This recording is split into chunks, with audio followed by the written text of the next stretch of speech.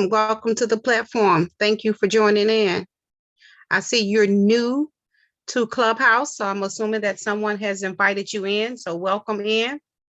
We have about a minute before showtime, but this is Domestic Violence. Tell Your Story podcast that's happening right now. So we're streaming on Clubhouse. We're on YouTube as well as Zoom, and we'll be on several other platforms by the time we're done. So again, welcome. And thank you for being the first. We got Dr. Michael Vincent in the building. Hello there, Dr. Michael Vincent.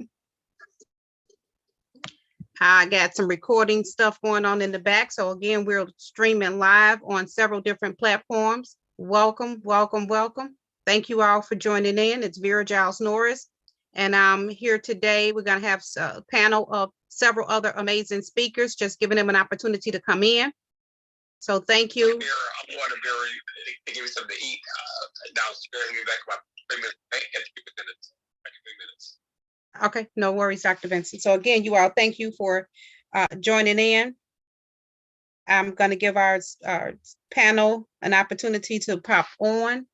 If you're here and you are part of the panel, please raise your hand. Okay, Chief Kamala, thank you for popping on. Let me invite you up to speak. Again, ladies and gentlemen, this is domestic violence awareness. And we're looking for people who this may not actually be something that you personally experienced, but if you have family members or if you have words of encouragement, this is an opportunity for you to speak. Again, thank you all for joining in. Make sure that you're following the room, the Cats Out Show. Make sure that you click on the link to follow the house, as well as, share the room. So let me, again, get our speakers in.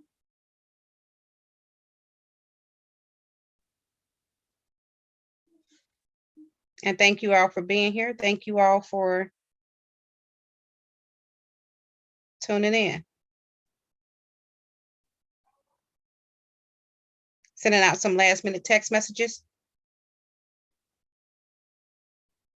So again, hello there, Miss Rochelle Miles. I see you've joined. I see we have Keesley Holloway. Thank you for joining.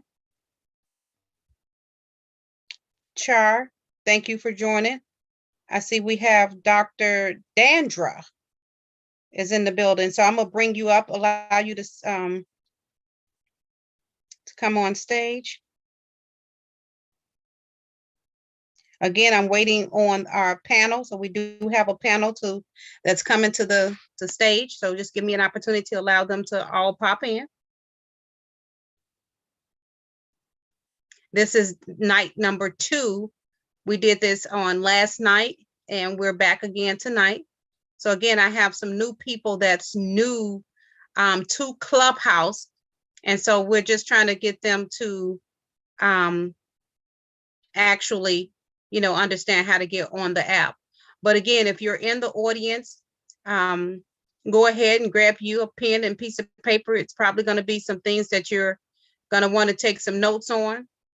And let me go ahead and share this out because I got several people that saying that they can't get in. So let me help some folks, y'all. Give me 1 second. Again, in the meantime, share the room. Share the room. Let me resend the link out just so that I can help people jump on. And if you're in the audience and raise your hand. Raise your hand. Again, if you're not following the Cats Out Show, please be sure to follow the show, follow the room.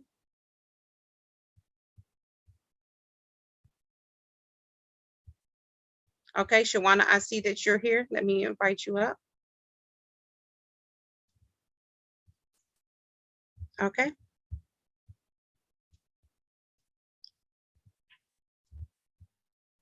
Thank you for joining in.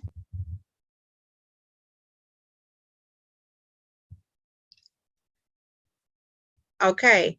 Now, you know what, Shawana, if you don't mind, while I'm kind of pulling in some of the others, if you don't mind just kind of kicking us off a little bit with introducing yourself and telling people a little bit about your story. Well, you know, tell them about your story. What happened to you? How do you feel about domestic violence?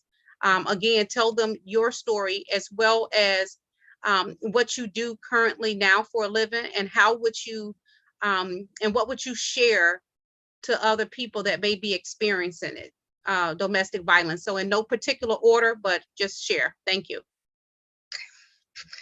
Hello, everybody. How you doing tonight? Right now, I'm part of the show. I'm one of the moderators. My name is Shawana Thomas. I work at Cook County Juvenile Detention Center. I've been there 19 years. Right now, I'm a huge advocate of domestic violence. I also have a show Fridays called the Women of Wealth Show on Intellectual Radio Podcast. I also started a construction company as well. Right now, I don't have a lot of personal issues with domestic violence, but I'm such a huge advocate of it. But what did happen to me was years ago, I had some trauma. I had PTSD.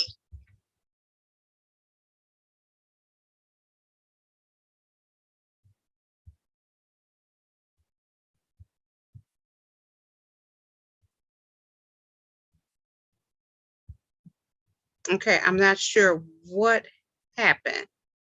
Looked like we kind of lost her. So we're gonna give her a chance to come back. In the meantime, I'm inviting some of the other speakers up. I see you got, okay, Shawana, I don't know what happened, but you're back now. I'm back. Yeah. Yolanda Carter was trying to come in, and somehow, I don't know how, me and her just ended up on a page together. Okay. I told her to come back out and come back in as well. Okay, no worries. So go ahead. You PTSD is where you stopped out. You can go ahead and start over again. I think PTSD is very important. By me doing what I do for a living, I'm in Stroger Hospital a lot. I see what goes on. The average Black person has PTSD, period. We don't know it. We have racing thoughts. We feeling anxious. We don't want to go to sleep. We can't go to sleep. We think it's something else, but it's a form of PTSD. Just watching these commercials on TV with these politicians can actually cause PTSD. They keep putting it over and over in our heads, the violence and the trauma that we saw somebody else experience. That's not cool. So I really, really try to be an advocate to help people get through that. A lot of people with domestic violence have it because you went through something traumatic. You fought for your life every day. So this is a platform that is telling you it's okay. It's okay not to be okay today. Don't ever give up, but it's okay if you're not okay today. We don't talk about therapy. We don't talk about going to speak to somebody. We don't talk about psychiatry in our neighborhood. When I was telling some people, hey, I want to go talk to a therapist. Oh, you crazy. Oh, you ain't shit. You crazy. You got to go talk to somebody. Yes, I do. Because sometimes the person you're talking about is probably connected to you in your family, and you need an impartial person that can help you maneuver through. And honestly, all of us know when we said growing up, we got something going on. Oh, girl, go pray and go sit down. You'll be okay. But I wasn't. So right now, prayer plus other things, I do believe you can be okay. So right now, I know, Vera, are we still going? Welcome, Yolanda, to the call. Good afternoon, everyone. Yolanda. Hi, can you please introduce yourself? Yolanda is one of the people, Yolanda Carter. I saw her on Channel 7 News, and when I saw her energy and her vibe and what happened to her, and she was still smiling, I knew that I wanted to be connected to this person. So, Yolanda, I'm going to let you go ahead and introduce yourself and tell us a little bit about yourself. Okay, guys, I'm sorry. I had something in my mouth. Hold on, just give me a second. Hey, No. Brianna. No. How you doing, everybody? Okay, you hear me? Oh, You guys hear me? yes, we can hear you perfectly fine. And let me say this before you start, Yolanda. Again, you guys, welcome to the Cats Out Show. Our topic today is this is day number 2 on domestic violence, and we're encouraging people to tell your story and identify who hurt you. We have an amazing panel of speakers tonight, as well as if you missed on last night, you can go back and hit the replay and listen to us from last night. Again, be sure that you share the room with somebody. We got 3 shares here. If you would just click on the arrow where you see the 3 and share the Clubhouse. If you share it to Clubhouse, that will go in your hallway, so your friends and people that's connected to you, they'll have an opportunity to see where you're at. And then also you can share via Facebook and Twitter as well. So again, thank you for those that have already shared the room. We encourage you to share the room, as well as make sure that you follow me, your host for this evening, as well as our other moderators that's on stage. So again, I look forward to hearing your story. And Yolanda, I'm dropping the mic right into your courts. Thank you.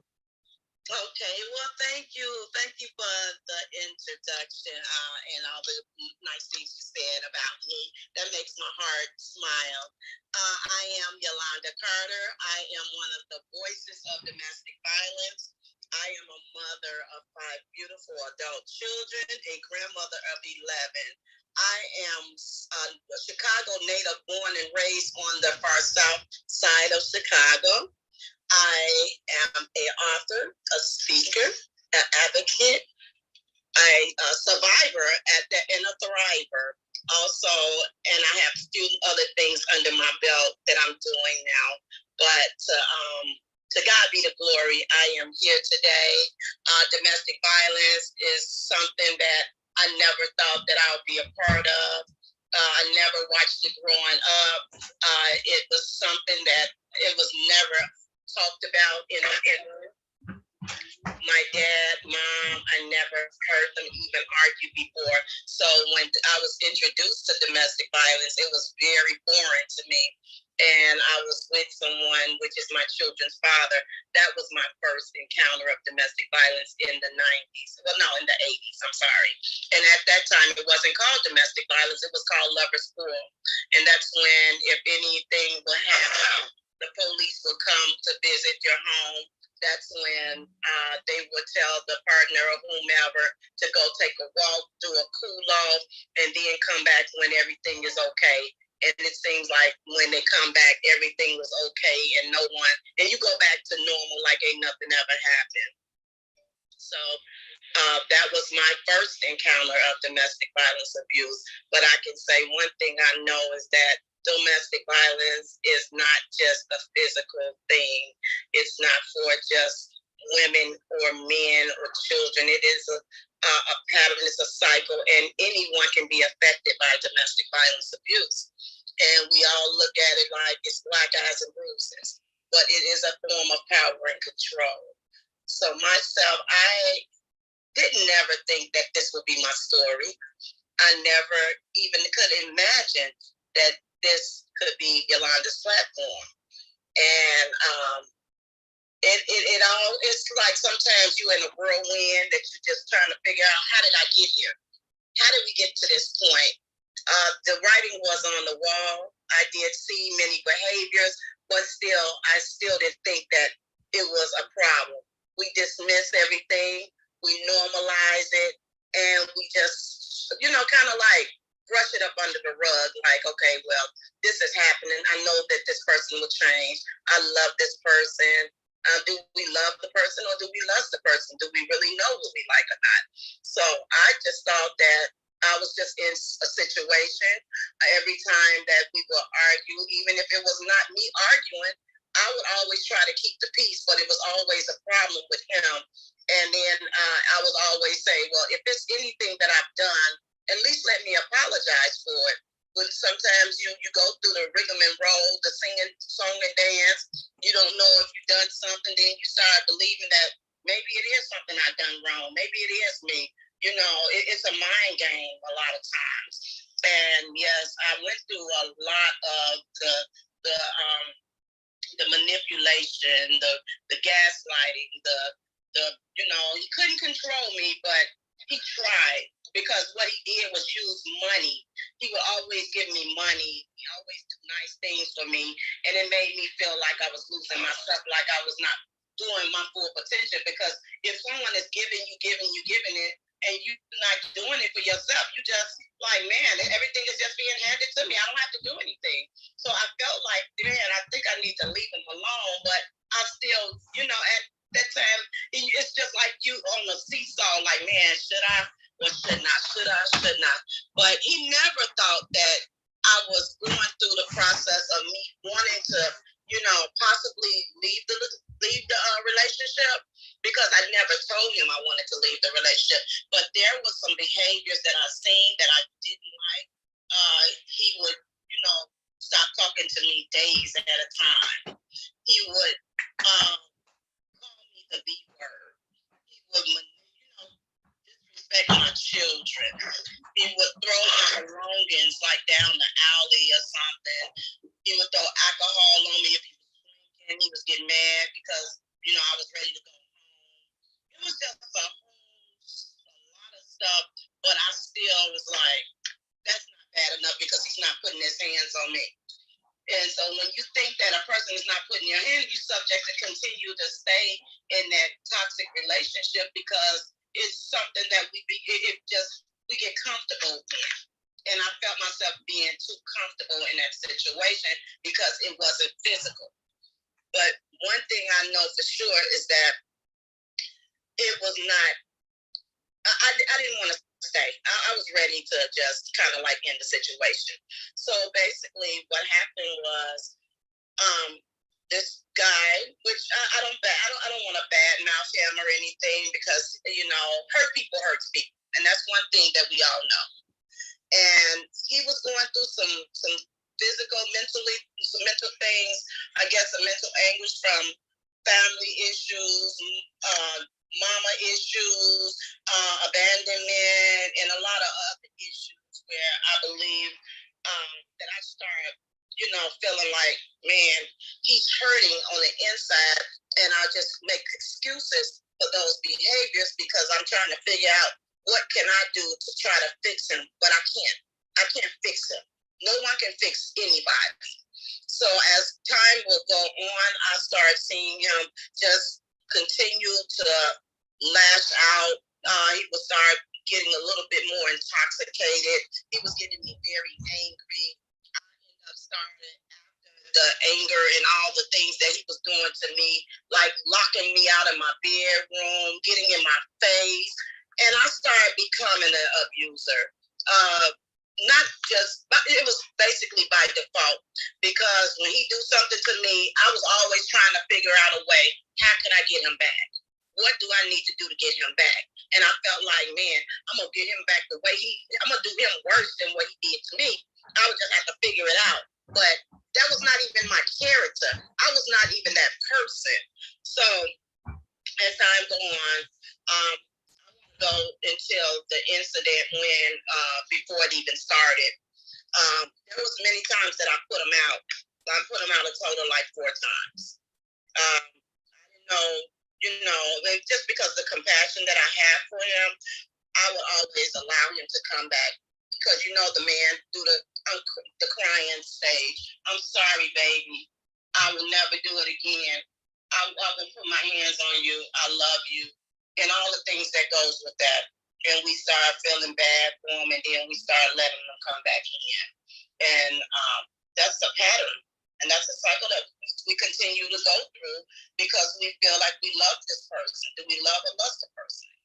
So I end up, just keep on going. That's why I said the writing was on the wall. It wasn't physical, but there was a lot of, verbal and emotional and psychological. And really what he did was a lot of manipulating me, telling me, won't you quit your job? And I was like, you know what, it sounds good. So I ended up quitting my job because I knew he was going to have my back. And when he did, he was like, well, you know what, why don't you start picking me up from work? Because the money that I use for my bus fare, this money can go in your pocket. And, I'm like, oh, okay. And, for the Riddlebone people, the money is the root of all evil, and we fall for the love of money. So yeah, I fell for it, and I was like, wow. So didn't realize that I was being manipulated and controlled, because that means that I got to go pick this man up from work every day. I got to take him to work, and I got to pick him back up. But then when one of my girlfriends called and say, yo, let's go here, there, whatever, I was like, oh man, I done set myself up. And it's so easy to do that when we don't even pay no attention. So I was like, okay, well, I would take my son to school every morning, and then I would take him to work. So this weekend, it was like a normal day, a Friday, on the 19th of March. It was very normal. It was nothing different than a normal day. But this particular day, he got up, and he didn't even ask me to take him to work, and I didn't offer to take him. So I was like, oh, he didn't ask me, I'm not going to offer. So I ended up just sticking around, getting ready to take my time. I had to take my son to school, and then I just went on to work myself. So when it was time for everybody to come back home that evening, there was no call and no show for him, but me and my son was at home. Then Saturday, I came home. I chilled, went out for a little while, but there was still he was not still here. So I'm like, okay, well, I started getting a little angry, but that was like peace of mind I didn't have to deal with. So I ended up just chilling. Then Sunday came around. Sunday night, I started receiving calls from him. And then at that point, I just like, I'm not going to pick up the phone. I don't want to be bothered. I'm not going to talk to him. So I proceeded not to call. He kept calling very excessively. Just hang up, call back, hang up. And I was like, something is wrong with somebody that does that. Okay, so we look at the writing is on the wall. There's a lot of things that I've seen that I didn't like, and I knew that those were not normal, but I still end up staying in the relationship. So my son was telling me, Mom, you need to put him out. My girlfriend told me, Yolanda, the Holy Spirit told me for you to be careful, because I seen something in my spirit. This man gonna do something to you. And guess what I said? I said, he's not gonna do anything to me. He loves me. And that's what we get caught up in. We're thinking that a person loves us because of all the good things they do. He was a very charming guy, very charismatic, very attentive. I didn't need a warrant for anything. I can go outside, come in, he can come down and park the car, make sure the food, when he cooked, food is on the table, hot and ready for me to eat. I mean, he did all the great things, but I didn't know he had a dark side. I didn't realize that dark side until I was in a full-blown relationship with this person. And then once you become in that full-blown relationship, that's when all kind of things start happening. But like I said, I ignored it. And I didn't wish that I would have seen it. And that's why it's so important for us as individuals and advocates and people that have survived domestic violence abuse to want to make sure that we are raising the noise, giving the information that's needed. Because somebody like myself, there's a million Yolandas out here. There's so many women that don't know what the cycle or what to look for.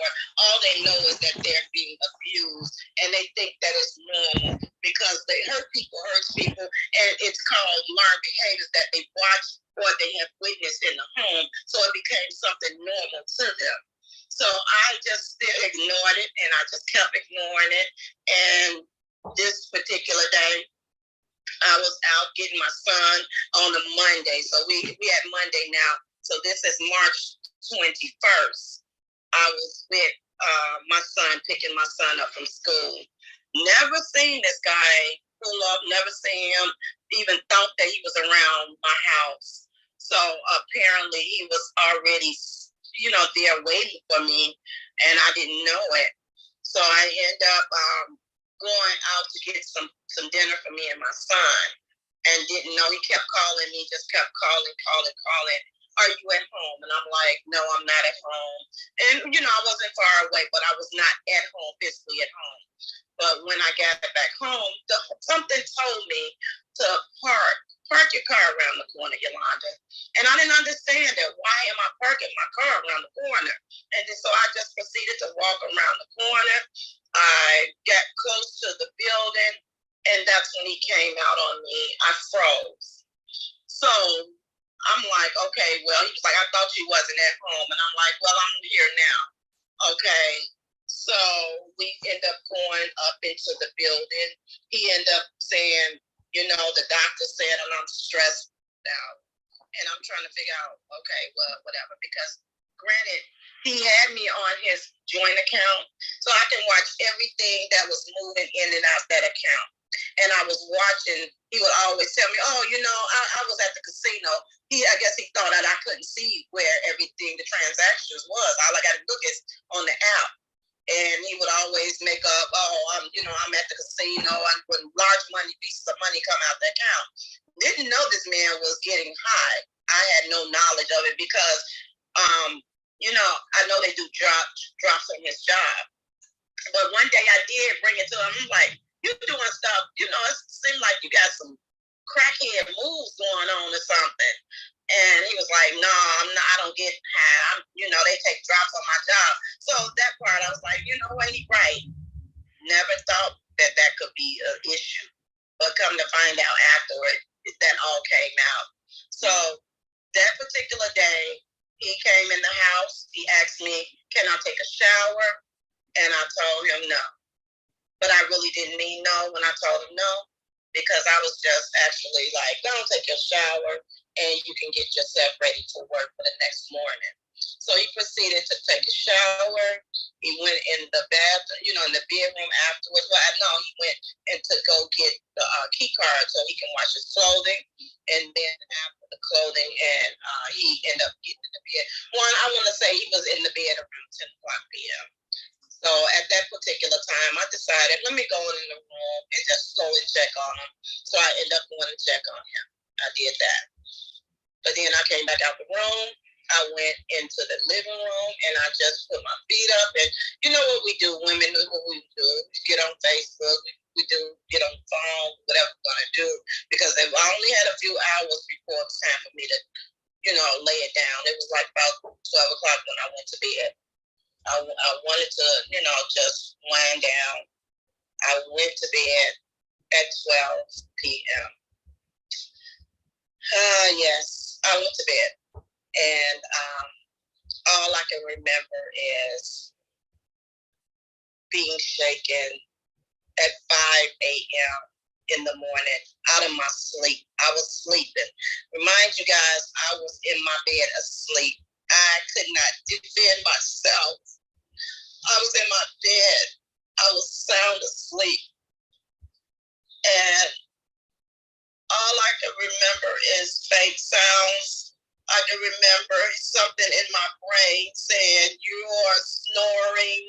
And it was like ringing and I couldn't understand. And all I knew was that the next go round was I was being shaken by the paramedics, my son, and whomever was in that room. And I'm hearing them, oh my God, she's alive.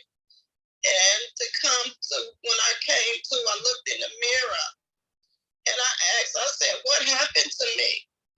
And my son said, Mama, he beat you with a hammer. And I said, why would he do something like that to myself? And I'm like, well, would somebody do me like this? And all I can say is, thank you, God, for allowing me to be here. All I can just ask the paramedics, please don't let me die. Please don't let me die. And they kept saying, because they were so amazed, like, oh my God, you're going to live. You're going to be okay. And so I believed them and I trusted them. And they allowed me to be comfortable enough to just calm down. And when they got me to the hospital, I was at the University of Chicago Hospital. And that year, the year before they became a trauma center, they couldn't do anything for me. They told them, they was like, there's nothing we can do for her. She's in really bad shape. And we need to send her to a trauma center.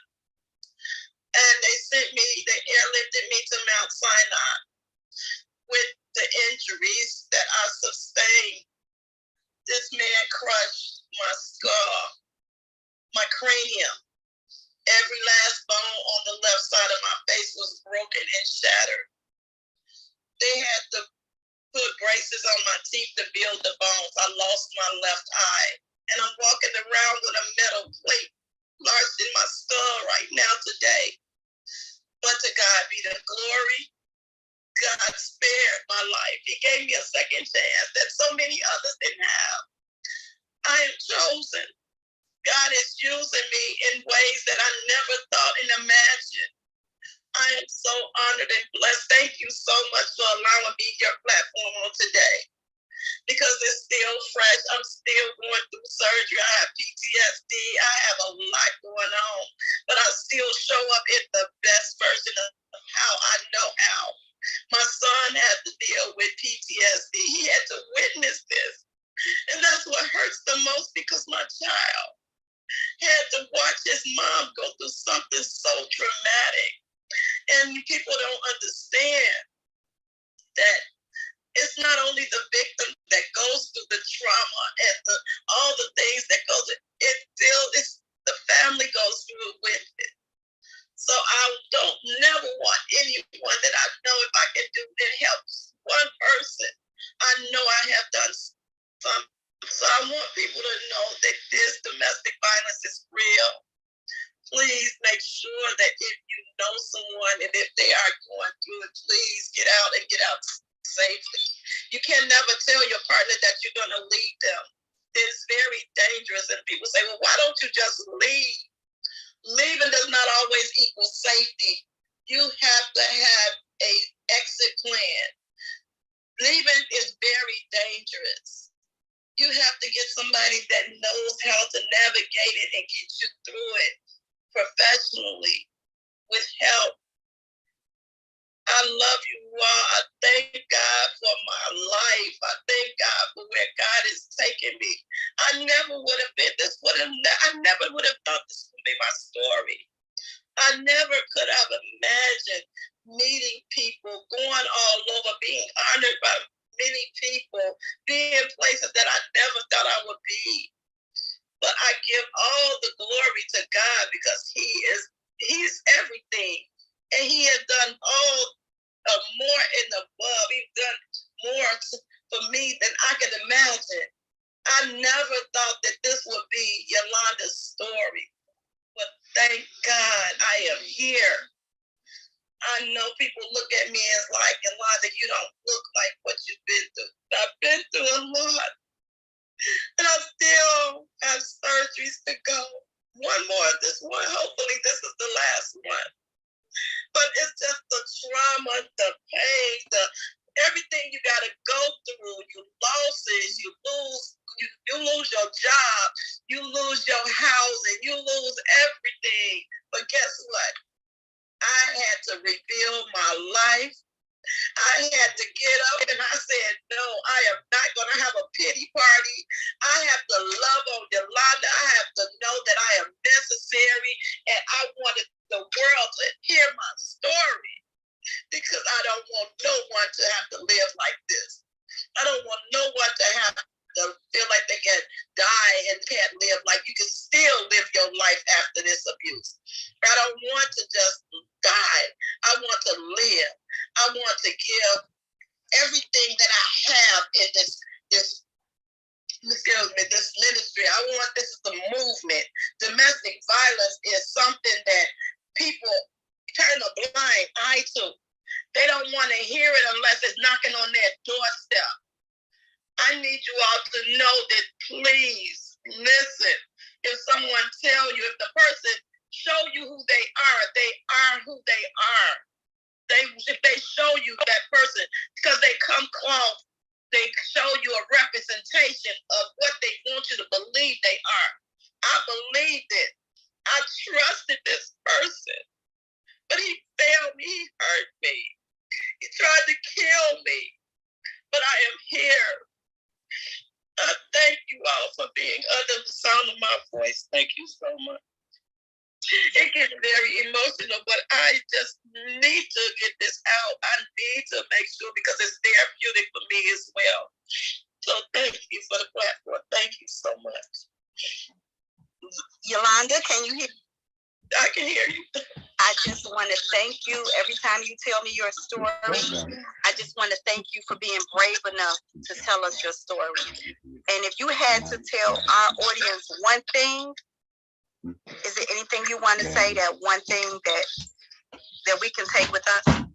Well, I just want to tell you guys to always remember to just continue to get with somebody to we want to be able to have peace in our life. We have to just learn to have that self-love. You want to oh my God, it's so much that we need to do and need to learn to have to so people can understand that this stuff is not no joke. Let me go through this because this is just so real. Can I ask you a question? I know as you talk about it, it's very raw, and you say you're still getting surgeries. Yes. Did this happen recently? It happened March 22nd, 2016. Because of COVID, my last surgery was January 2019, and the finishing surgeries have to be. It's still a lot of them. I had 13 reconstructive surgeries. Okay. So they had to space them out. Can I ask you where he is right now? Oh yeah, he's in prison. Okay. Thank you. You're welcome. Sarah, I'm gonna send it on back to you. Thank you, Shawana. I appreciate that. Again, ladies and gentlemen, this domestic violence, tell your story. Who hurt you? And with this being Domestic Violence Awareness Month, but as far as I'm concerned, every day is Domestic Violence Awareness. We're really pulling people to come forward and tell your story. Because as you could see, and if you wasn't here on last night, you'll get a chance to hear from some of our amazing speakers, such as Yolanda, whom was in an 8-year relationship with somebody who kind of, gave her some red flags, but in her sleep, beat her with a hammer to the point that it wasn't until she was being shaken and awakened by her son, who witnessed it all, and paramedics who were surprised that she was even alive. And now she's traveling all around the world telling her story.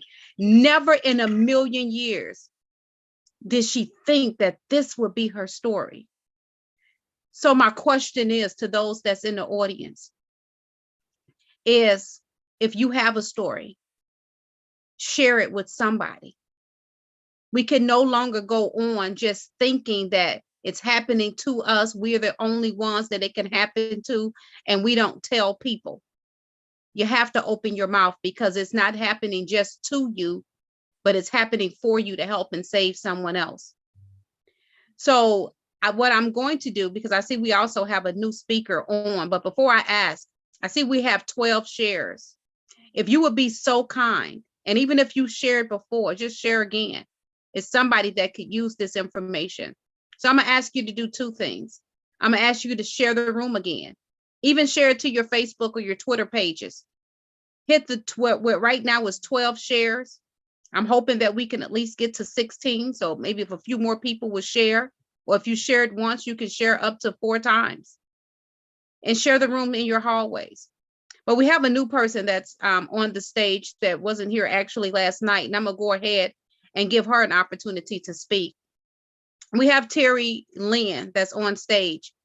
Terry, I know you're new to Clubhouse, but I would like for you to unmute your mic, tell people who you are, and share your story as it relates to domestic violence. Can you hear me, Terry? And again, in order to unmute your mic, click on the lower right-hand side of your cell phone and just click the mic, and that will unmute you. Because if you're speaking now, we're unable to hear you.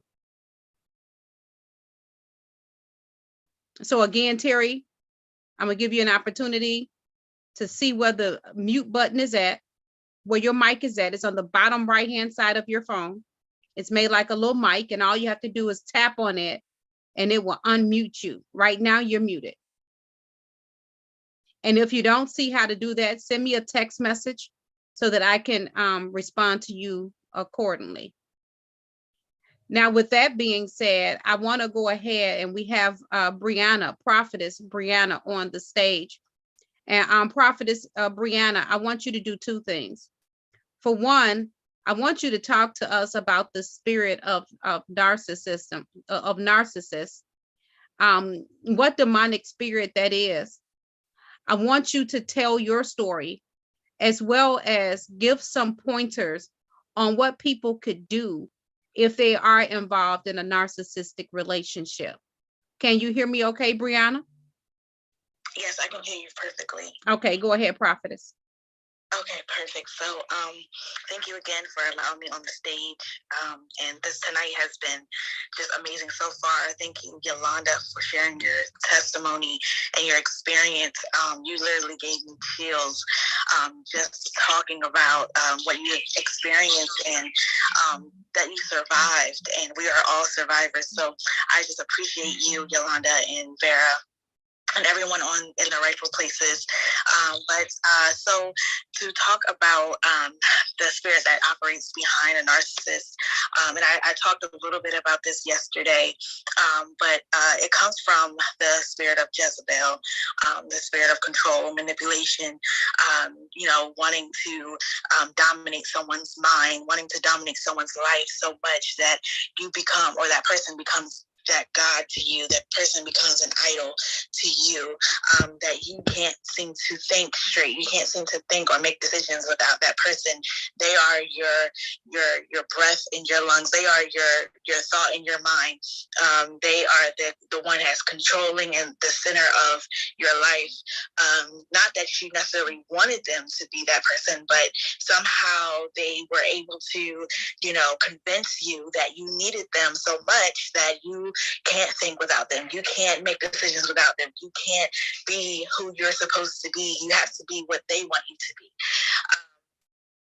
So that is the spirit of Jezebel. And then there is the spirit of Leviathan. The spirit of Leviathan comes to, that's where we see like the gaslighting and, sexual abuse, the twisting of words or the choking out of words. So you might have been with a narcissist and, didn't feel the courage or the confidence to say what was really on your mind, and you said what they wanted to hear, or what you think they wanted to hear, to get their love or get, have them be pleased of,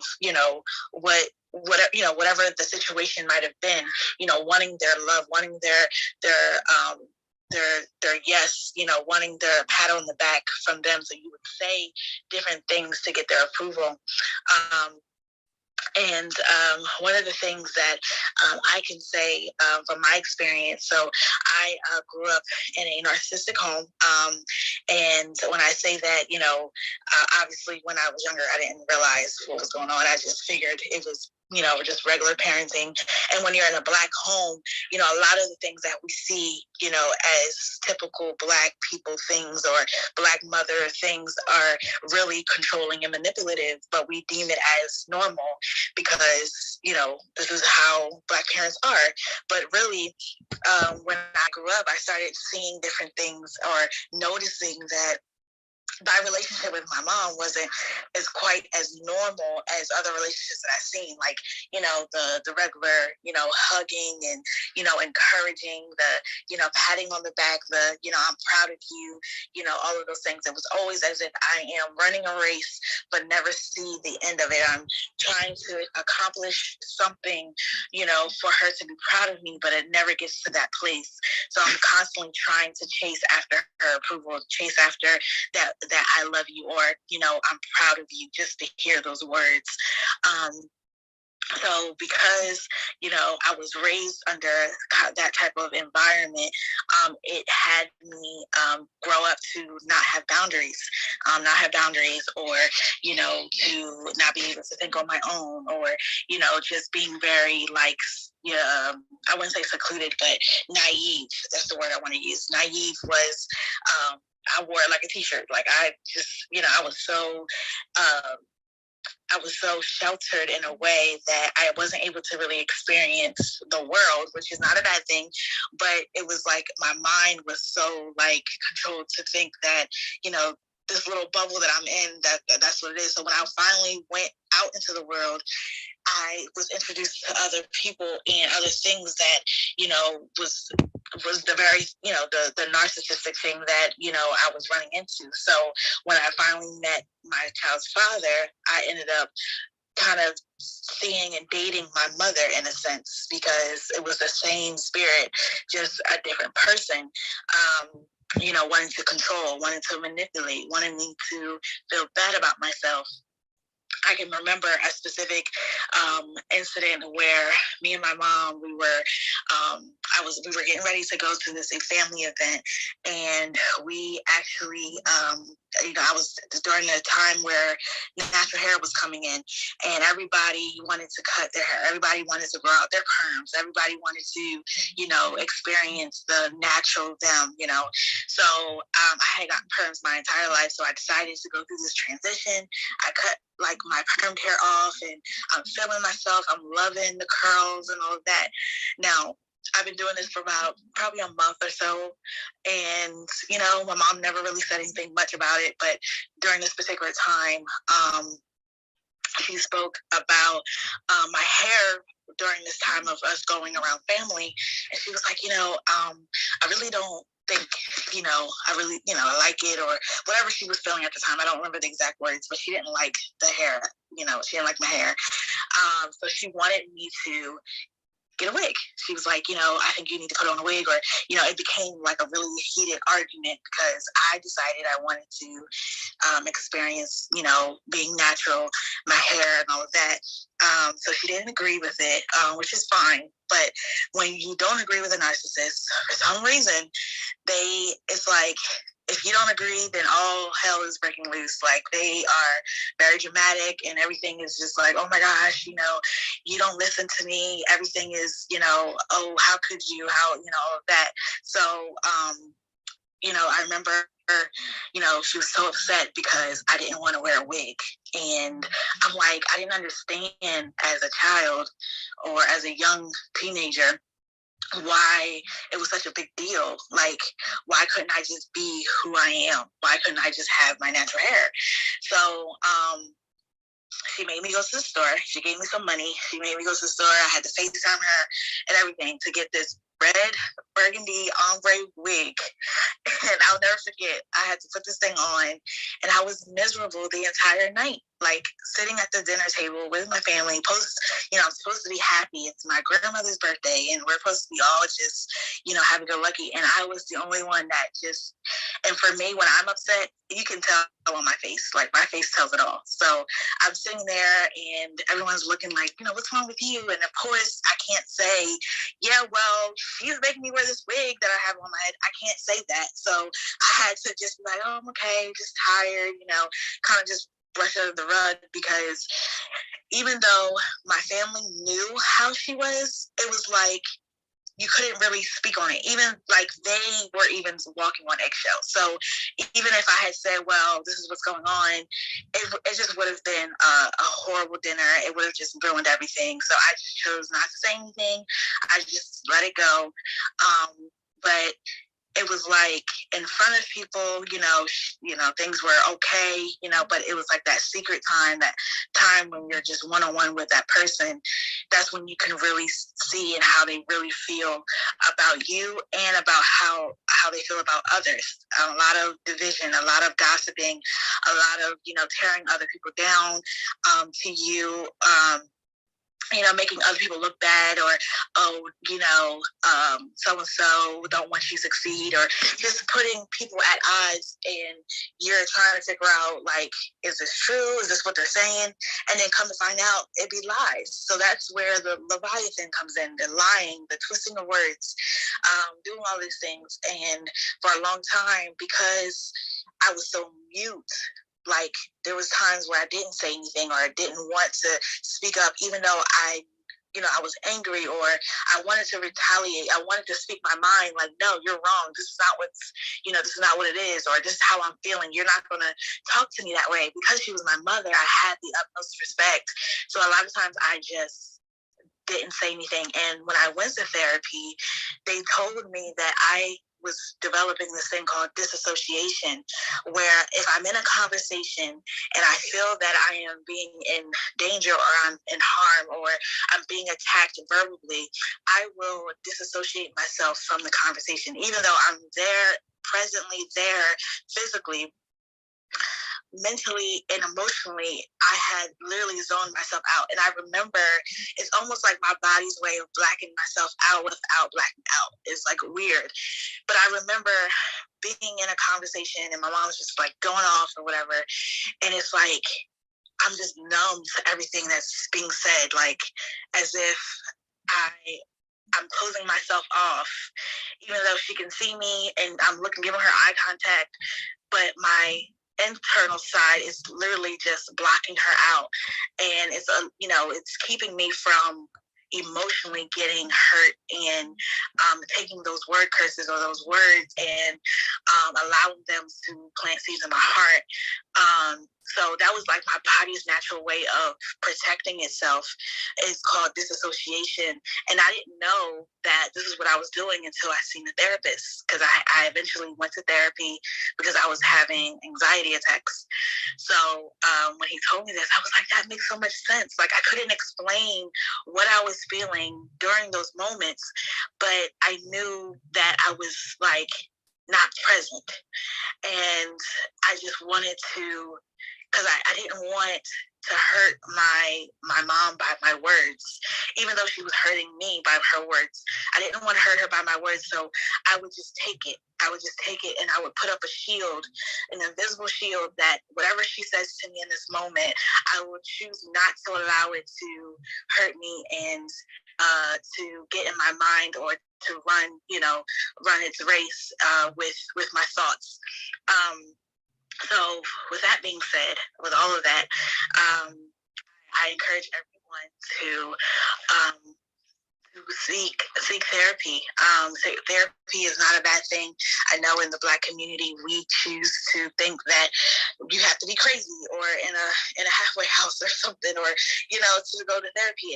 And it was really just enlightening to know that this is what I'm dealing with, and this is how I can handle it. And moving forward, how I can take these techniques and bring them home. There's so many things that were released in therapy that no one ever knows. You know what I mean? You don't even have to, they don't judge you. They don't make you feel any type of way. They're not going to tell your business. It's definitely a safe place. And it definitely sped up my healing process because I went to a therapist. So if anyone's considering that, I would definitely, I recommend it 100%. I think it's amazing.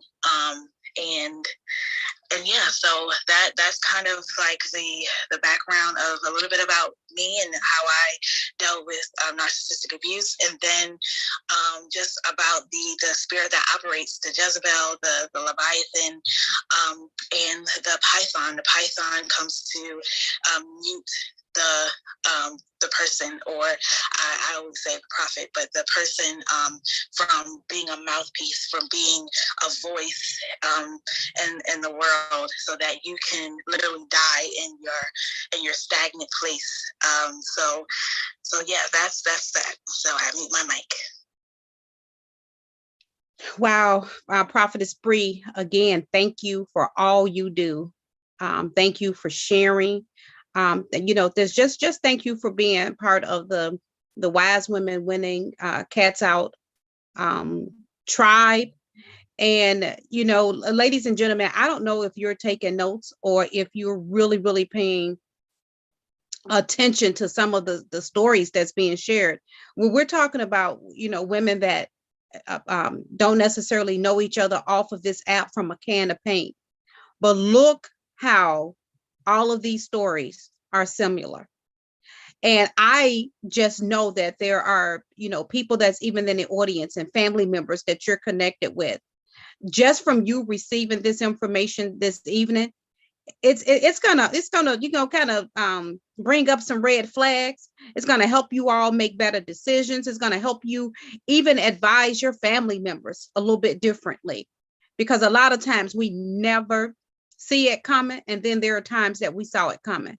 So our next speaker, and I want you guys to really, you know, kind of hang tight, because we got Dr. Michael Vincent on, and Dr. Michael Vincent is going to be closing us out and really, really, you know, giving us some information that is life changing.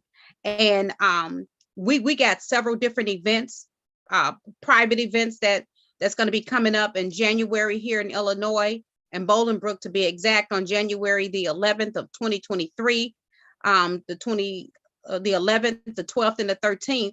We're doing a summit here in Bolingbrook, and we're going to have information that we'll send out as far as that's concerned. We're also going to be doing private Zoom meetings with Dr. Vincent, and you know, we're going to be giving you guys information on that as well. So, you know, after you hear Dr. Vincent, or even before then, if you're interested in coming to the event that we're hosting in Bolingbrook, and you already know, listen, I don't care what the event is, after hearing the stories, I want to be a part of Wise Women Winning, the Cats Out, then please, this is Vera speaking. Make sure you send me a message either here on Clubhouse or send it to Instagram, as well as most of the speakers here, if not all of them, but most of the speakers here today is also a part of anthology. It's a book collaboration. It's the Book of Ruth, How to Create New Chapters in Your Life. And that's a book that's inspired by my good friend, my coach, and my mentor, Mr. Les Brown. And so if you're interested in becoming an author, becoming a speaker, and you really want to take your brand to the next level, then I do have a few speaking spots available. I'm sorry, a few co-author spots available. And again, that's a book that's inspired by my mentor, my coach, Les Brown. I did ping him in the room to see and sent him a private message to see if he'll be able to join us tonight. I never make any promises, but one thing I know for certain is that if he's able to join, he'll pop right on in. So you know what? Don't be surprised, because I kind of let the cat out the bag just in case it happened. But our next speaker is new to the app, so I'm gonna try and give her a chance again to unmute herself. Again, Bree, again, Yolanda, again, Shawana, thank you all for sharing thus far. But Terry, are you there, and do you know how to unmute your mic?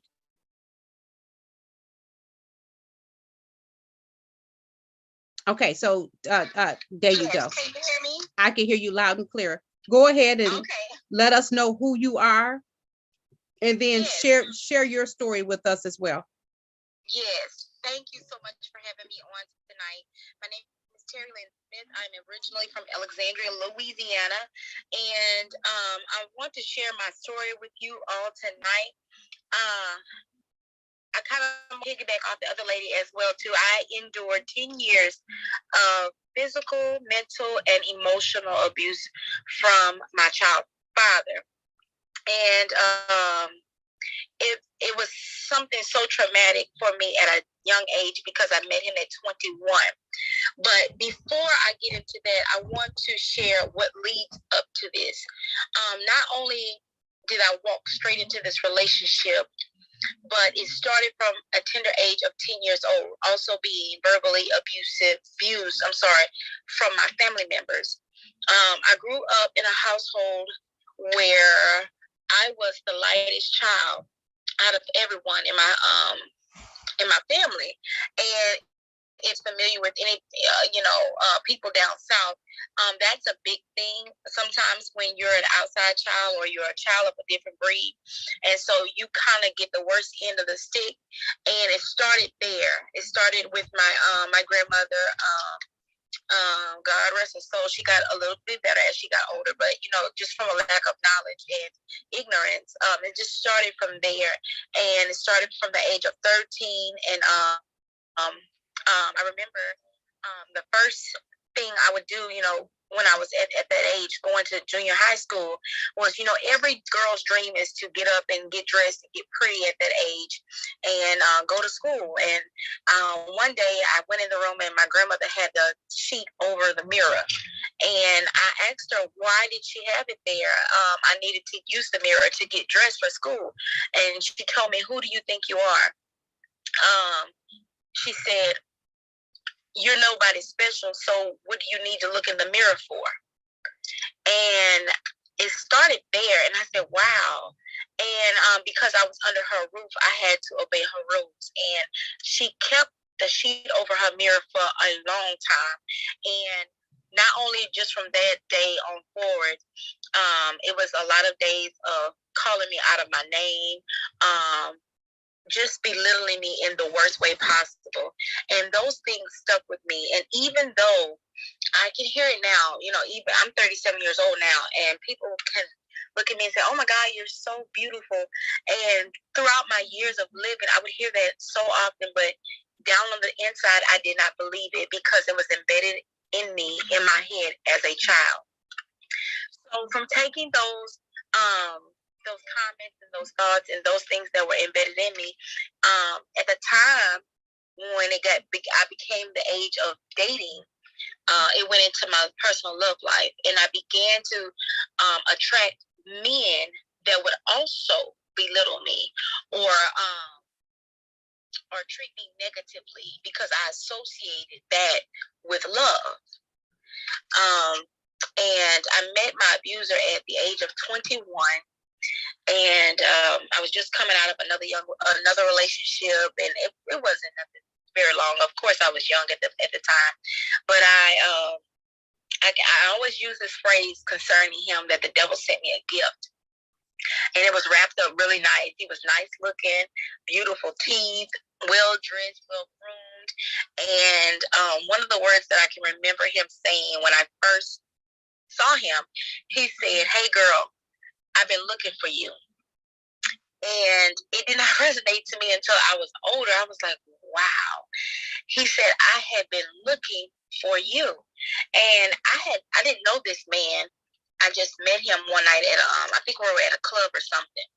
And he said, can I get your number? So we exchanged numbers, and after that, now that I'm realizing what it was, he began love bombing me.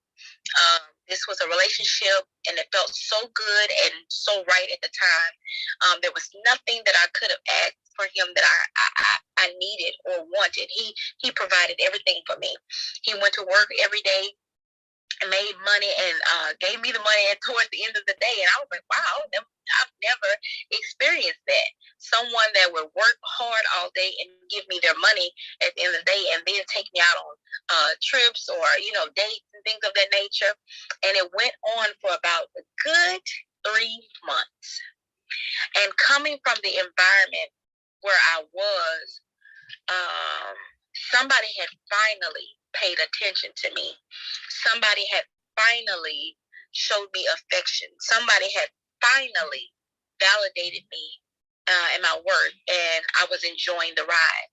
And within 3 months, I slowly started to see red flags, and it was almost like, did I see that or did I hear that?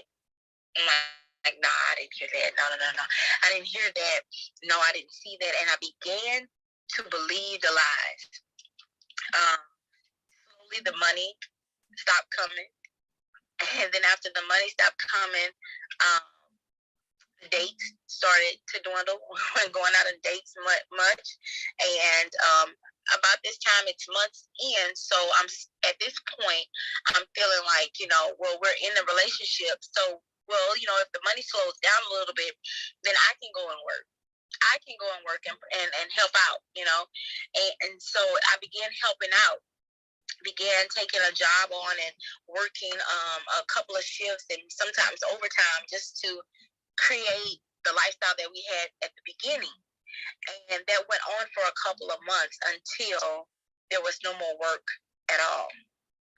He began not working at all, and I started to notice temperament problems. When I was getting off late, if I had to stay late on a shift, he was mad because I was coming home at my shift ended at 10, but I was getting home at about 10:30. There was questions as soon as I get the door. Everything began to change, and by this time, I'm caught up because in the midst of me getting a job and feeling like, oh, well, we can just make this work because now we're a team. We get into an apartment together, a place together, signing leases together. And, sometimes that can be hard to get out of. And I said, wow, that it happened so fast. But now that I'm looking back at it, it was premeditated. It was all thought out of. It was all planned. And eventually it never stopped.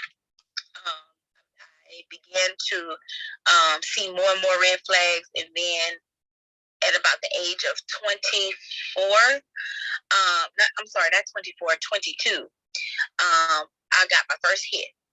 And my first hit was something I can't remember, but we had like a conversation, and it was something that he did not agree with because he was also a narcissist. Everything revolved around him. Everything was done to please him, to accommodate his feelings. And it was something that made me stand up for myself that particular day, and I said something that was against his will, and I got a backhand. And at that moment, when I first got my first backhand, I felt like there was nowhere I could go. I had already got the apartment with him. I had already put my big girl drawers on, so I felt like I couldn't go back to my mom's house. I didn't want to go back to my grandmother's house because of what I endured there, and I was stuck. And the pattern began to grow worse as the days go by, months go by, and it just went on and on. And not only that, I started to notice not only temperament problems with him, I started to notice things that he was doing. He would sniff a lot. And I was like, what is he doing? I thought maybe it was a lot of allergies going on, or he was always sick or something. And come to find out, with the lack of money and just looking at some of the things that he would do around me, he was on drugs. And by this time, his habit became more and more expensive, and I started to pay the price for his habit. And there were nights that he would come in drunk or either high, and I would be so tired from staying up all day, either with the baby, because I did have a child for him, and or caring for the baby, cleaning or cooking, and I would just lay down and get in the bed and rest myself, and he would come in the door at about 11, 12, 1 o'clock in the morning, whatever time he felt like coming in, and there it is. My nerves in my stomach would just jump up. I was on eggshells. I felt like, oh my God, what could I do? And I knew I would have to call in the next day to work, because I would have to spend at least 2 to 3 hours calming him down, or either talking him down, or either enduring a fight that night. And then the fights would last 2 to 3 hours, sometimes breaking furniture, and before you know it, it's 6 o'clock. It's time for me to go to work. And so here I am reporting to work, tired, stressed out, worn out, all because of this man who I believed loved me, but truly didn't. And so, yes, I endured it, and my heart goes out. And my ministry now is to help younger women, and I want to catch them at the age 16 to 17. That was during the time that they really started getting interested in boys, and even to the younger men that have experienced domestic violence in their own home, and they see this as normal. So if they're seeing this as normal, what do you think our daughters are dealing with? If they're dealing with guys like this at 16 and 17, and they have no clear judgment on what to say, oh, this is not right, And so my job in my ministry, as God allowed me to go through it for 10 years and to come through it, because everybody did not survive. We've lost a lot of sisters to domestic violence, and God has thought fit that He kept me alive. And so my ministry now is to encourage young women to know their self-worth and their self-value, and to know who they are and who God has called them to be, and that they're royalty, and they're wonderfully and fearfully made from the image of God. And I truly believe that if you know who you are at your core, then there's no way someone can come in your life and treat you any kind of way, because you already have established who you are in the kingdom. Wow. Thank you. Thank you. Such a powerful story. You know what? And Terry, I was just thinking about something when you were speaking. I know that, first of all, you have another amazing testimony based off of the car accident that you was a part of. And you know what? And as I was just thinking, was that car accident before or after the relationship? The relationship? No, it was my car accident was while I was still with him. Matter of fact, let me put this in there too. Matter of fact, one of the reasons why I had a car accident is because I was still with him, and I asked him. I was struggling, trying to live from paycheck to paycheck, and I asked him to give me some money to fix my brakes in my car, and he told me no.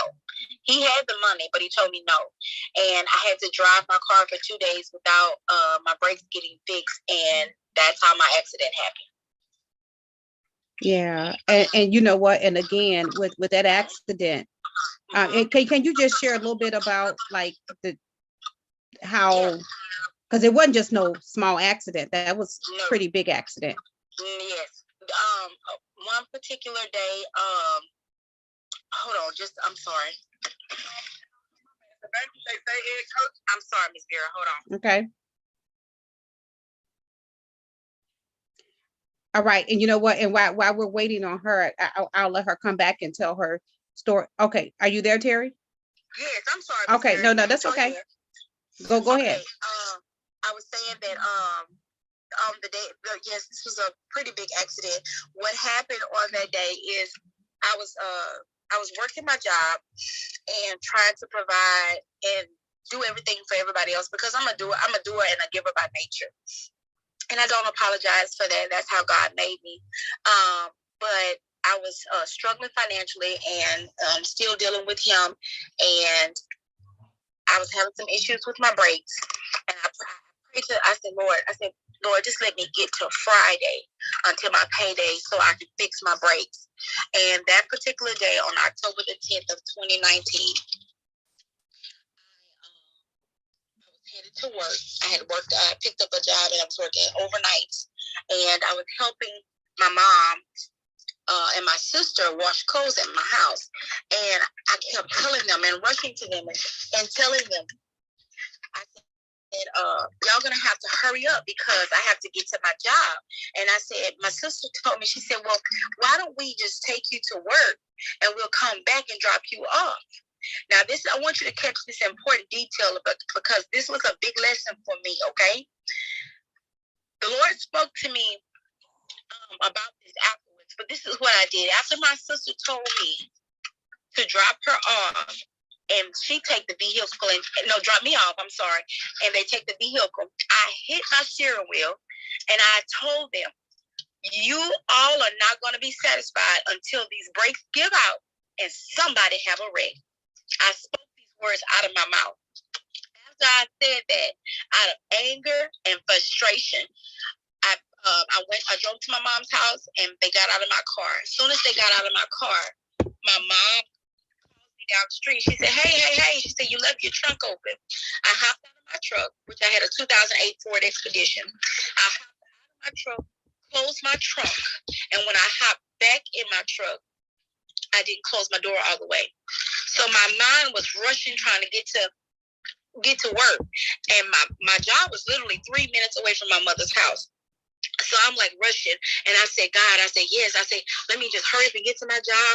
I want to be there. And I said, I don't want to clock in late. Let me hurry up and get there. Now I wasn't speeding, but my main focus was to get to my job. As soon as I left my mom's house, I made a left turn. There is a road that I normally take to get to my job, and this road is just like a dark road. It had some houses on the side, and the Holy Spirit began to speak to me, and the Holy Spirit said, keep straight. And I heard it. I said, okay, Lord. I said, I'll keep straight. I don't know why, because this is my normal route. I'm sorry. And so I began to keep straight. And as soon as I kept straight, within 2 minutes, my brakes give out. I'm on a major highway, and I have two options. Either I go under expressway or I veer off to the right. I panicked so fast because everything happened so fast. The Holy Spirit said, veer off to the right. When I veered off to the right, I hit a speeding pole. And when I hit a speeding pole, and I went into a ditch. As soon as I went into the ditch, I'm guessing whenever I hit the ditch, the front of my vehicle, it knocked my door all the way open. When it knocked my door open, I swung out of the car. I fell immediately in the ditch. And the next thing I could see was my car going off into the highway with the door still open. It's at 7:30 at night, so it's dark. I'm literally in between the grass and the rubble of the road. And at this moment, I knew and I felt in my heart that this was it. I felt like this was the moment that God was about to call me home, because I was sure that another car was going to hit my car and it was going to topple over on me. But for some reason, I saw my vehicle go off into the road, and then I didn't see it anymore. At this point, I'm sitting in the grass, I'm sitting in the ditch, and I'm literally going in and out of consciousness. And there's a guy, he told me his testimony. He owns a daiquiri shop, like an alcoholic beverage shop, right next to where I fell in a ditch. And while I was going in and out of consciousness, the next thing I saw was 3 white men over me. One of them being the manager of the shop. And I began to hear him pray for me. He said, Lord, this is not her time to go. I command her to live and not die.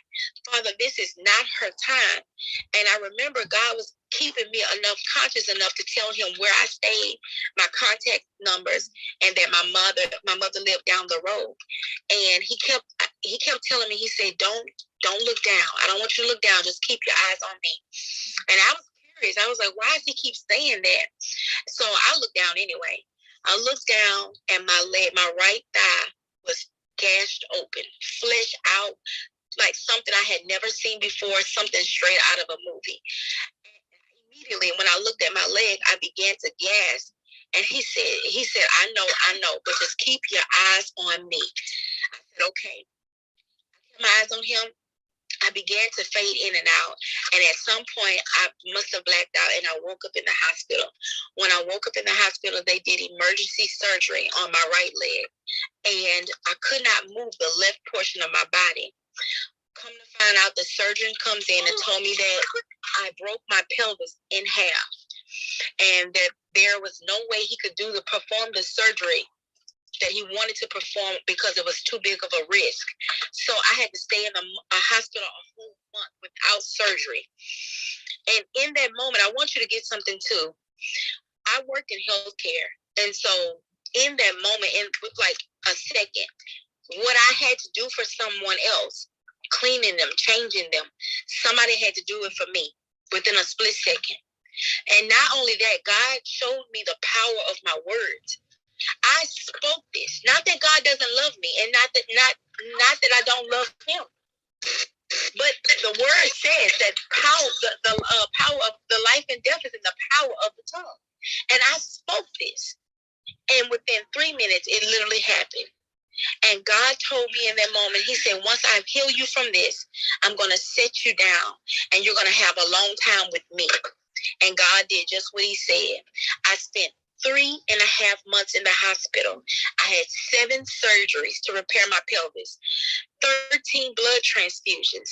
And not only that, in the midst of all of that, I caught a bad bacteria infection that if not, they hadn't caught it in time, I would have septic and died. And those were the words from my doctor, my surgeon. After they released me from the hospital, January the 27th of 2020, the doctor sent me home and told me I would never walk again. He sent me home with a wheelchair and a walker. This was right before COVID hit. Right when before COVID hit, he said, I need you to stay at home for a month. The doctor, they sent me to an LTAC, which is like a therapy center.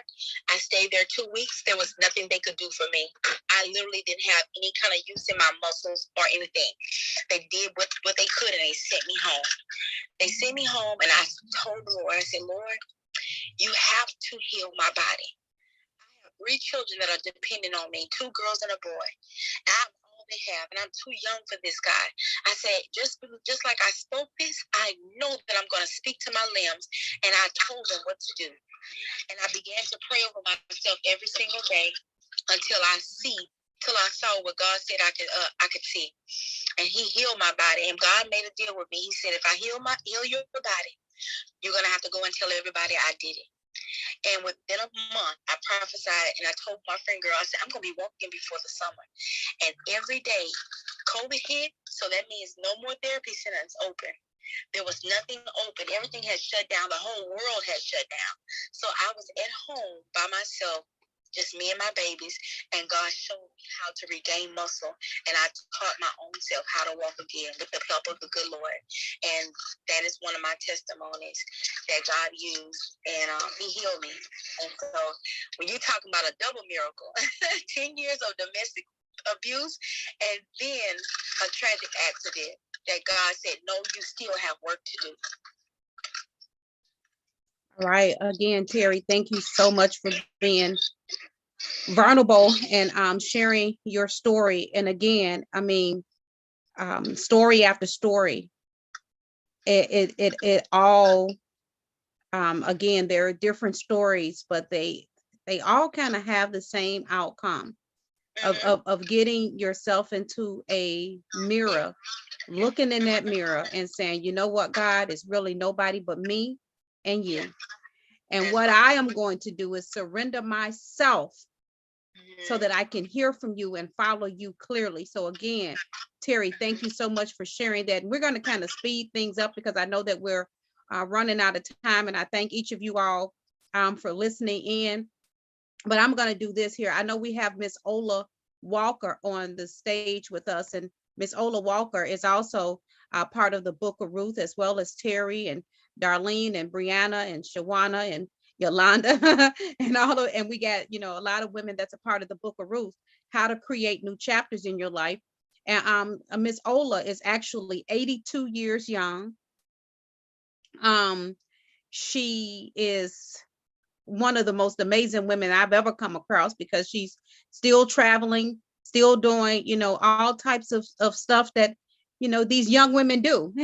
And she's doing it much better than the young women, and she's still thin in the waist and cute in the face. Miss Ola, if you don't mind unmuting yourself and sharing your domestic violence story.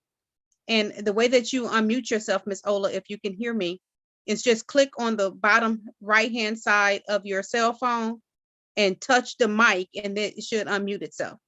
Can you hear me okay, Miss Ola? There you go. Hey, Miss Ola. It's at the top. Oh, yours is at the top. Okay. Yeah. All right. So I stand to be corrected, Miss Ola, but go ahead. I can hear you loud and clear. Well, I'm just glad you do. And I did see the mic, and so I didn't see one anyplace else. So I said, well, this got to be the right one. So anyway, I'm Ola Walker, and I am 82 years young. And my prayer is for everyone to be happy. And I know that's a big thing. But my journey started when I was 17. Well, I was in an abusive relationship. I was abused as a child from 7 years old until 17, until I was 15. And then that's when I left, where I got sent away from my family. And then I got married at 17, and he seemed like a really, really nice man. He was 10 years older than me, and I was in love. And I know that I was in love because even when I left him, I was still in love.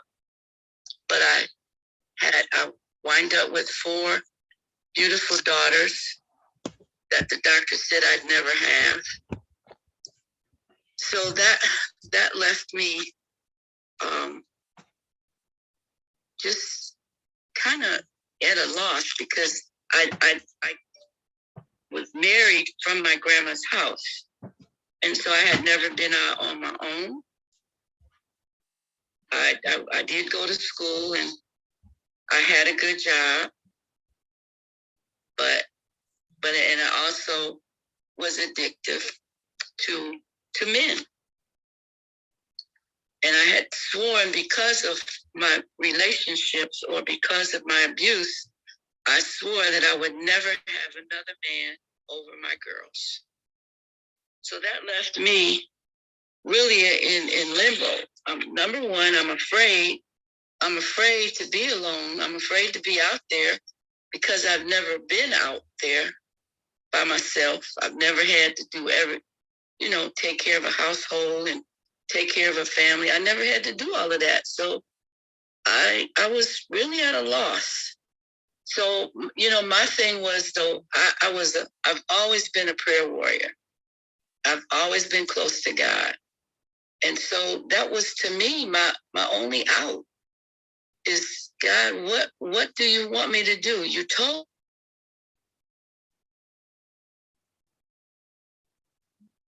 And now I have these girls that I need to take care of. And then I find out that in the process, I find out that my husband doesn't believe that women need an education. So that was a real, real bummer. I mean, I understand now why he feels that women don't need an education, because if they're educated, then they don't have to depend on demand. Which at the time I didn't understand that. I thought, well, if you got a woman that's working and you working, many things can happen. Great things can happen because you work together. But that wasn't what he had in mind. So anyway, I prayed and I prayed, and God said He would let me know when the time was right. Well, one day I had some tomato soup on the job for lunch, and I broke out in hives. Well, at least I thought that the hives came from the tomato soup. But when I went to the doctor said, "No, ma'am, this is not physical." I'm like, "Not physical? What do you mean not physical? Are you trying to say it's in my head?" I mean, I am broke out from head to toe with whelps. And he's telling me it's not physical. I'm thinking I'm just going to go get a shot, and go home. He said, "Oh, no, you need to be in the hospital." I'm like, "But I got 4 kids, and you can't just sign me up in no hospital." So then, of course, I had to go home and get somebody to be there with the girls and come back to the hospital, because they said the medication that he was going to put me on, it would take 10 days, but they had to monitor me every shot. So anyway, I wound up in the hospital for 10 days, and they did. I asked them to be sure to sign the papers that this is not physical and that I need help. I said, because whatever this is in my head, I need to get it out. So I did go to a psychiatrist, and I highly recommend psychiatry. Because yes, in the Black neighborhood, we think that's not a good thing. But it's amazing what we hold on inside of us. We don't tell anybody. I mean, I had a lot of licks, but I didn't get a lot of black eyes. So people didn't know, and I didn't tell that I was being abused. I never told anybody. So psychiatry, what happened is, I'm going to the psychiatrist. We come to a roadblock. He said, well, we're not getting anywhere. So he winds up putting me, well, it was just for one day to be in the hospital and give me truth serum. When you get the truth serum, you tell everything, and you can't lie. You just can't lie. Your body, your mind will not allow you to not tell the truth. And then he taped it so that I could hear it. So my next visit, he played the tape, and what I told him was, if anybody would just give me the break that I needed to get home, because when I was growing up, we moved so much. I didn't make friends. That was out of the question. We not.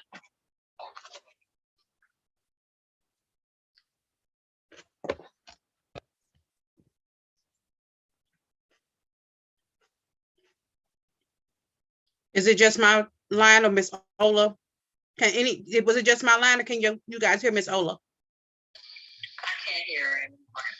Miss Ola, you're on mute, Miss Ola. She went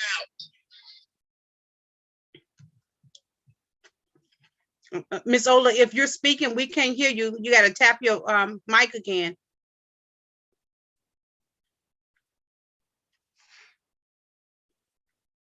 Okay, it looked like we lost her.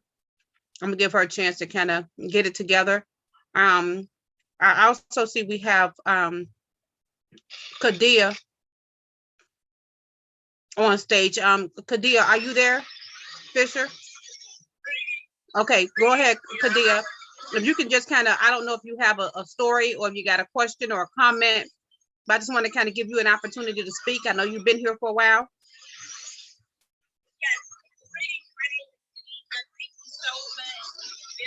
For this platform, and I experienced domestic violence, but my domestic violence. Okay, so you know what? We hear a lot of background noise. I don't know if it's where you're at, or if you can maybe kind of change the volume in your cell phone. Change the volume if you click on the three little buttons up top, and you can change it from normal to high. But right now I'm hearing a lot of background noise. Try it again. Let us hear.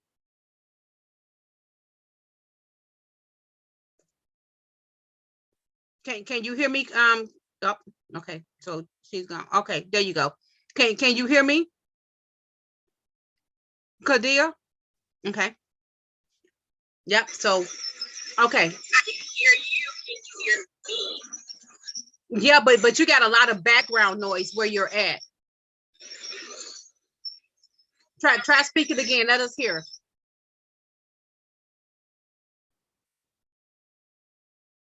Okay. With that being said, let me just go ahead real fast and turn it over to you, Miss Tiffany. Tiffany, are you there? And oh, okay. Miss Ola, are you back? Yeah, I'm here. Okay, go ahead. Finish your story, Miss Ola. Okay. So anyway, the girls became basketball scholars, and they made friends. They have friends. They still, to this day, they have, one of them has a friend that they had since he was in the 3rd grade. And one have friends since she was in high school. But I just thank God for giving me the wherewithal to be able to walk away and be at peace and allow them to grow and be the young women, strong young women, dependable and independent. They are all married now, and they did marry their dads, but the part of their dad was the happy part, and I thank God for that. I yield the floor. Wow, Miss Ola, thank you again for sharing your story. Thank you again for taking this journey with us on the Book of Ruth, how to create new chapters in your life. And you know what?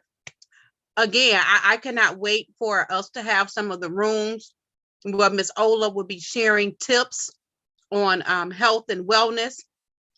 She'll be speaking on some of the things she's done in her 82 young years that we could probably pick up on now, home remedies and just ways of thinking and ways of keeping herself vibrant and moving.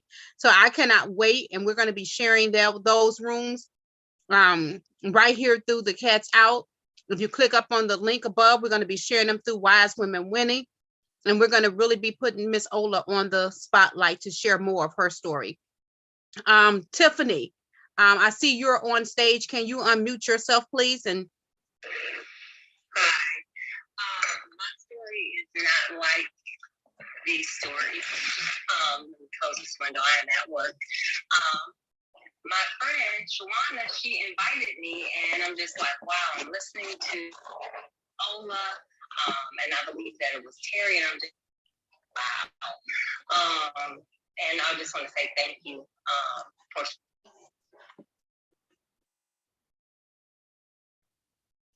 They won't ever be ready. We overcome by the words of our testimony. So my story is not a story of domestic violence of losing. And I recently, last week, just went to a grief counseling, and okay, Lord, it's time, because I didn't feel brave enough to per se get on the platform and tell people about the loss of my children. And I felt righteous in grieving the way that I was. I'm like, nobody can tell me how long to grieve, and I have a right to feel the way that I feel, because you have individuals saying, oh yeah, you should be, doing better. And it's like, yeah, no. And I'm just like, Lord, takes you by surprise, but it took me by surprise. And whatever you want me to do, then I will do that, because I want to be obedient. So when Terry was saying that she looked down at her leg, my daughter did not survive her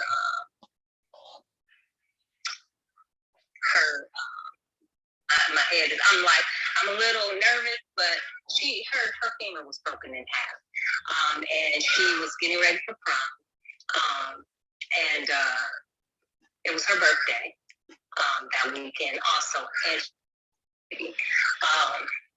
And so I just knew she was going to survive, because I saw my son in the same predicament with all these different tubes and stuff hanging out of him, but it didn't happen that way.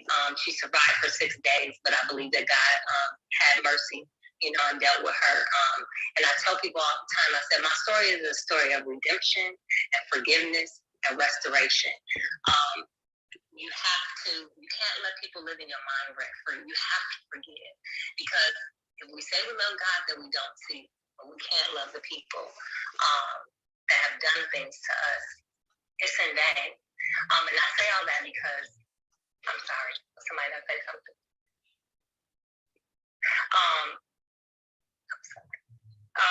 When we went to court, the guy, he was very arrogant, and his wife, and I was very angry because I'm like, Lord, they still have their daughter. Now my granddaughter has to be raised without her mom, and that's not okay.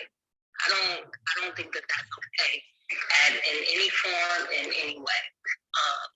But I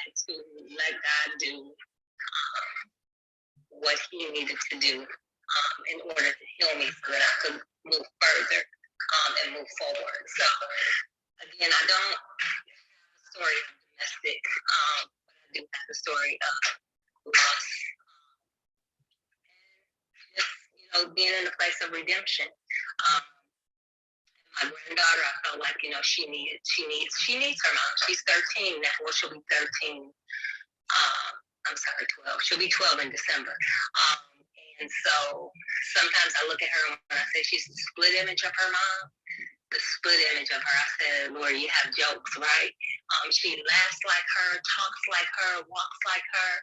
And so I said, God, you thought enough of me to leave peace of my daughter with me, because I didn't think I was going to make it past that. Her brother passed in 2004, but he wasn't supposed to make it past the age of 3, and he made it to the age of 13. And that grew me up because he had cerebral palsy, feeding tube trach seizures.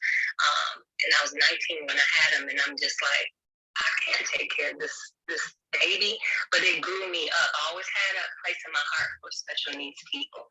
It grew me into the woman that I am now, and it drew me closer to God. And again, God, it don't take God by surprise. It takes us by surprise, and He knows what we can handle. So I'm gonna rest my mic, and I thank you for this time to share. Wow. No, thank you, Tiffany, for coming to the stage and sharing that story. And be sure to connect with me or definitely connect with Shawana, because you definitely have a story for the Book of Ruth, how to create new chapters in your life. So I would definitely like to work with you to help you pull that chapter out and collab with us in the Book of Ruth. So we have a few more spots available, and so please reach out to Shawana, and we'll make a connection to talk with you a little bit more. You know what? I'm gonna kind of go off track a little bit because we've had Dr. Michael Vincent on for a while, and I don't want you guys to even come close to thinking that Dr. Michael Vincent is not extremely important on this app. But what I wanted to do was just have enough ladies and have enough people pour out so that by the time Dr. Michael Vincent spoke, that you all could be prepared to take some notes. Again, we're going to be doing live events, as well as we're going to be doing private events on Clubhouse and also on Zoom around Dr. Michael Vincent. But Dr. Michael Vincent, sir, I know you got a lot of information. Can you share who you are? I'm wondering, because the last person went through what Khadijah went through when I met her. Is Khadijah available? Khadijah, I'm at your phone, Khadijah. She lost her son of cerebral palsy. Yeah, I was getting ready to say, didn't I just hear this story about 5 minutes ago? But Khadijah's son passed at 20. How old was he? 25, Khadijah? He was 25. Can you guys hear me? Do I have a better reception? Yes, you got a better reception. It's amazing how you and Tiffany got the same. Go ahead, Khadijah. Yes, my son was 25 and my son just transitioned in November. And my son had cerebral palsy, and also he was epileptic. And he was never meant, according to the doctors, to turn 25. Hold on one second. He was never meant to turn 5 years old. So for me to have him for 25 years, 20 years after the actual diagnosis that the doctor had given him was absolutely amazing. So I understand, Tiffany, thank you so much. Maybe there was a purpose for me not to have reception so I could actually get your story. But yes, I absolutely went through the exact same thing with my son. But my story started when I was 3. My journey started when I was 3 years old. At 3 years old, my parents got a divorce. And so that changed my entire world. And so my mother, I am the youngest of 8 children. So having 8 children, my mother thought that it was beneficial for her to give me and my elders, my sister that's a little bit older than me, away to her mother. And she said that that was a way, and she kept 6 children, and then she gave the 2 of us to her mother. Well, that journey should have been a wonderful thing because we think of grandmothers as being a loving, daunting person that you give your children to because the grandmother raised her. So I can only imagine that she thought that there was only going to be goodness coming from her mother. That's what you would think about a grandmother. That was not my situation. My grandmother wasn't that person. She wasn't even that person when she was raising them. I absolutely think that I was given to an insane asylum because when I was 3 years old, when my mother left me at my grandmother's house, that's when this person changed from this loving, daunting grandmother to my worst nightmare because that's when the abuse started. When I say abuse, the abuse looked like anything from she would just get upset because today is Monday. She would watch her favorite television show and cut the cord from the back of her brand new television to beat me with it. And because she could no longer watch television, she would beat me again. And pots was normal in that household. And I would get beat with a cast iron skillet and everything. And me and my sister, so much so that my sister started having seizures. And at 3 years old was when I started being raped by her son, which is my mother's brother. So that would be my paternal uncle. My uncle would rape me. And I would smell alcohol, but at 3 years old, you don't know that is alcohol. In the basement for this man to rape me. And this happened on a consistent basis. And this happened to me for 12 years. And the only thing that I think of that actually saved my life from being in that household or in that situation was my grandmother ended up having a brain tumor in which she was dying of stage 4 cancer. So that saved me. At least I thought. Because of I was no longer in that household, but everything that I experienced in that household, because there is absolutely no treatment that you are giving, you carry that abuse on with you, and you develop and you think that this person who happens to be your paternal grandmother, who happens to be your maternal family, you think that this is love. Now, inside of my family, they're well-to-do people. You would like to think they're educated. So, my uncle's the imam and the masjid, runs the masjid, runs Sister Claire Muhammad School. My uncle is the sheriff of the police department. So when I was raped and I happened to get pregnant in an STD as a minor child, of course, there's nothing to be done for you because be swept up under the rug because never is they're going to allow their mother to go to prison behind a child. If this can absolutely not get out in the streets that there was something that happened in this family. Right? So therefore there was nobody coming to save Khadijah. No matter what you did or how you did it, there was nobody coming for you. So what you do is you're always supposed to protect the image of the family. That's what I was taught. That's how I was raised. So therefore you go out and you get dressed up and you can put lipstick on a pig and still a pig. But I was an abused person. I was being abused. I've been physically abused, sexually abused, and mentally abused at the hands of my family, or what people like to state is family. And that happened for my actual predominant years of my young life. That was my story. And so that's what happened to me. And as you grow up, you learn how to keep it moving. And so I learned at a young age that abuse was love. And people used was love. So I attracted all of the abusers because of the fact that I attracted people that was going to use me. I would no longer attract people that would abuse me, so I became the abuser. You're not going to physically hit me. I got my ass whooped enough for no reason. This woman told me that she abused me. She hit me and all of those things to me because she hated a man that she married and she chose to have 5 children for. I don't know this man. He was dead before I was alive. But I grew up to hate this person because of the fact that this woman who's supposed to love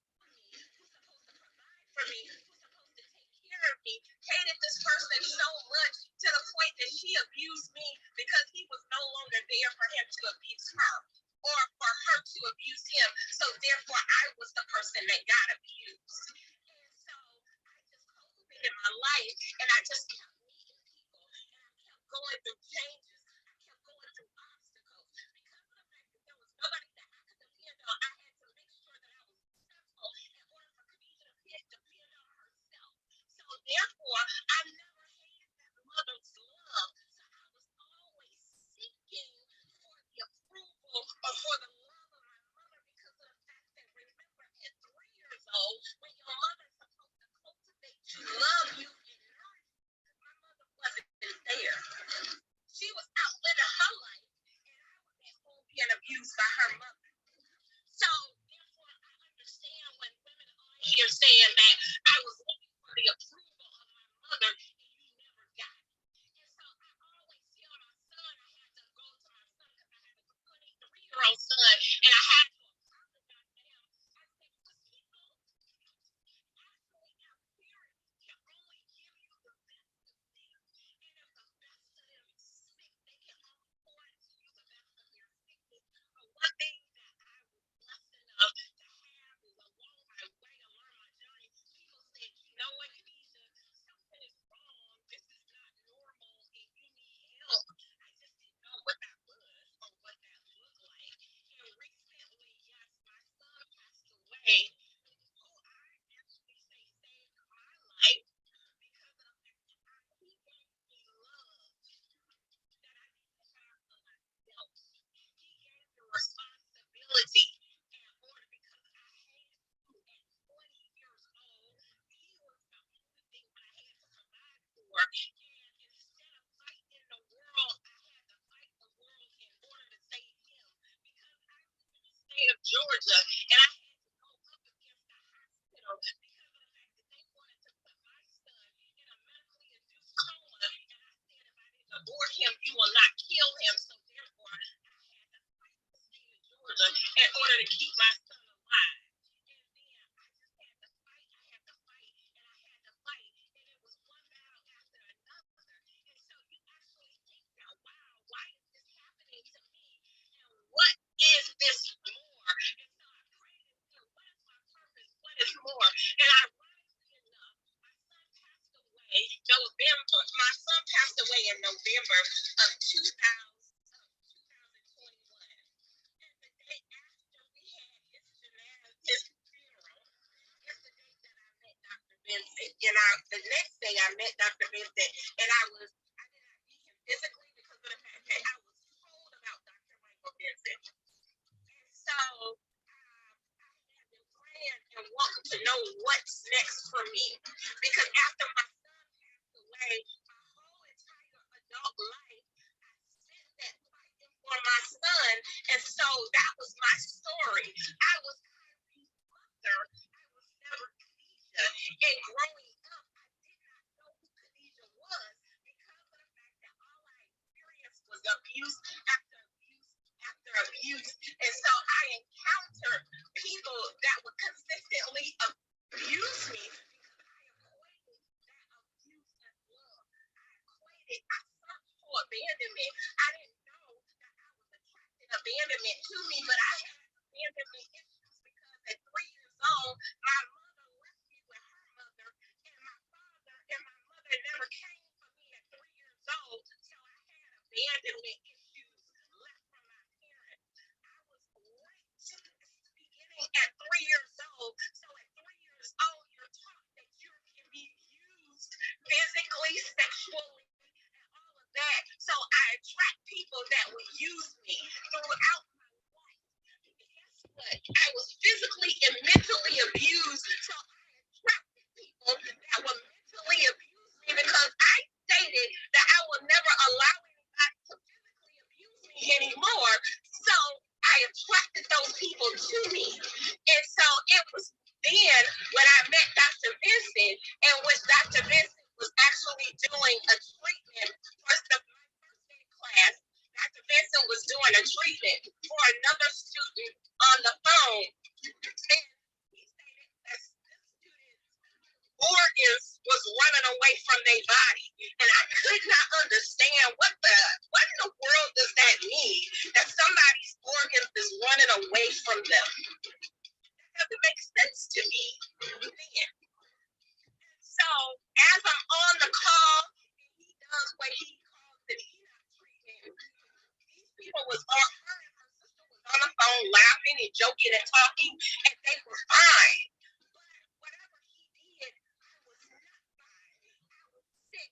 I was rocking. I was crying. I could not get control of my body because I did not know what was going on, and I did not know why I was crying. I do not know the other woman that was on the phone, and to my knowledge, we are not relatives and we're not related. And so that was at 7 o'clock on a Thursday night. Friday morning, I got to go to work because of the fact that, hey, I got to provide and take care of my home. So therefore, I have to go to work. And I was praying and I was like, God, whatever you do, make it through. I got to get up and go to work. And I own a trucking company. So I'm one of these women outside that's driving an 18-wheeler. That's why you guys probably could not hear me. So I can't be crying and driving an 18-wheeler at the same time. This just does not work. So God allowed me to pull together a little bit. Remember, this happened at 7 o'clock on a Thursday night. Dr. Vincent don't come back on until 12 o'clock Friday afternoon. So I had to wait until 12 o'clock noon to get on the call. And then I was like, Dr. Vincent, I don't know what happened, but you don't know me because I'm a new student and I just showed up in class yesterday. So, but whatever you did for that sister in California, and they're on this call and they're laughing and they're perfectly fine. I'm over here crying. I have cried myself to sleep all night. I'm still over here shaking and everything. And Dr. Vincent did a PTSD treatment for me over the phone. Also, he said, Khadijah, I want to tell you that the reason why you were affected by my ENOC treatment was because of the fact that you was raped at 3 years old. Yesterday was my first day in class. This man did not know me.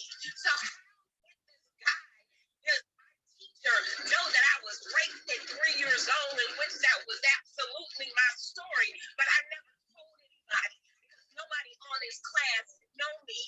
And so I was like, wow. So I must listen. So every time he said that I do these ENOC treatments and you need a lot more of these treatments. So I was like, wow. I was perfectly fine after the PTSD treatment. And I knew that I was quiet 7 o'clock last night. So therefore, I needed to make sure that I was absolutely on all of those calls. I made sure that I was on all of those ENOC treatments.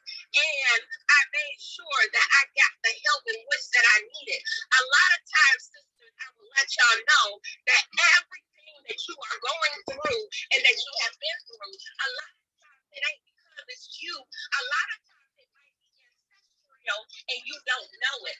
I wasn't the first woman in my family or female in my family that got raped. It was not. That was just a story that in a cycle that repeated over and over again. And it was not, but I made sure that I would be the last woman in my family that would be raped because of the fact that the buck stops with me. And that's why I am here today, because of the fact that I want to make sure that there is no other woman go through what I went through. And hopefully my story can help somebody. And I yield the floor.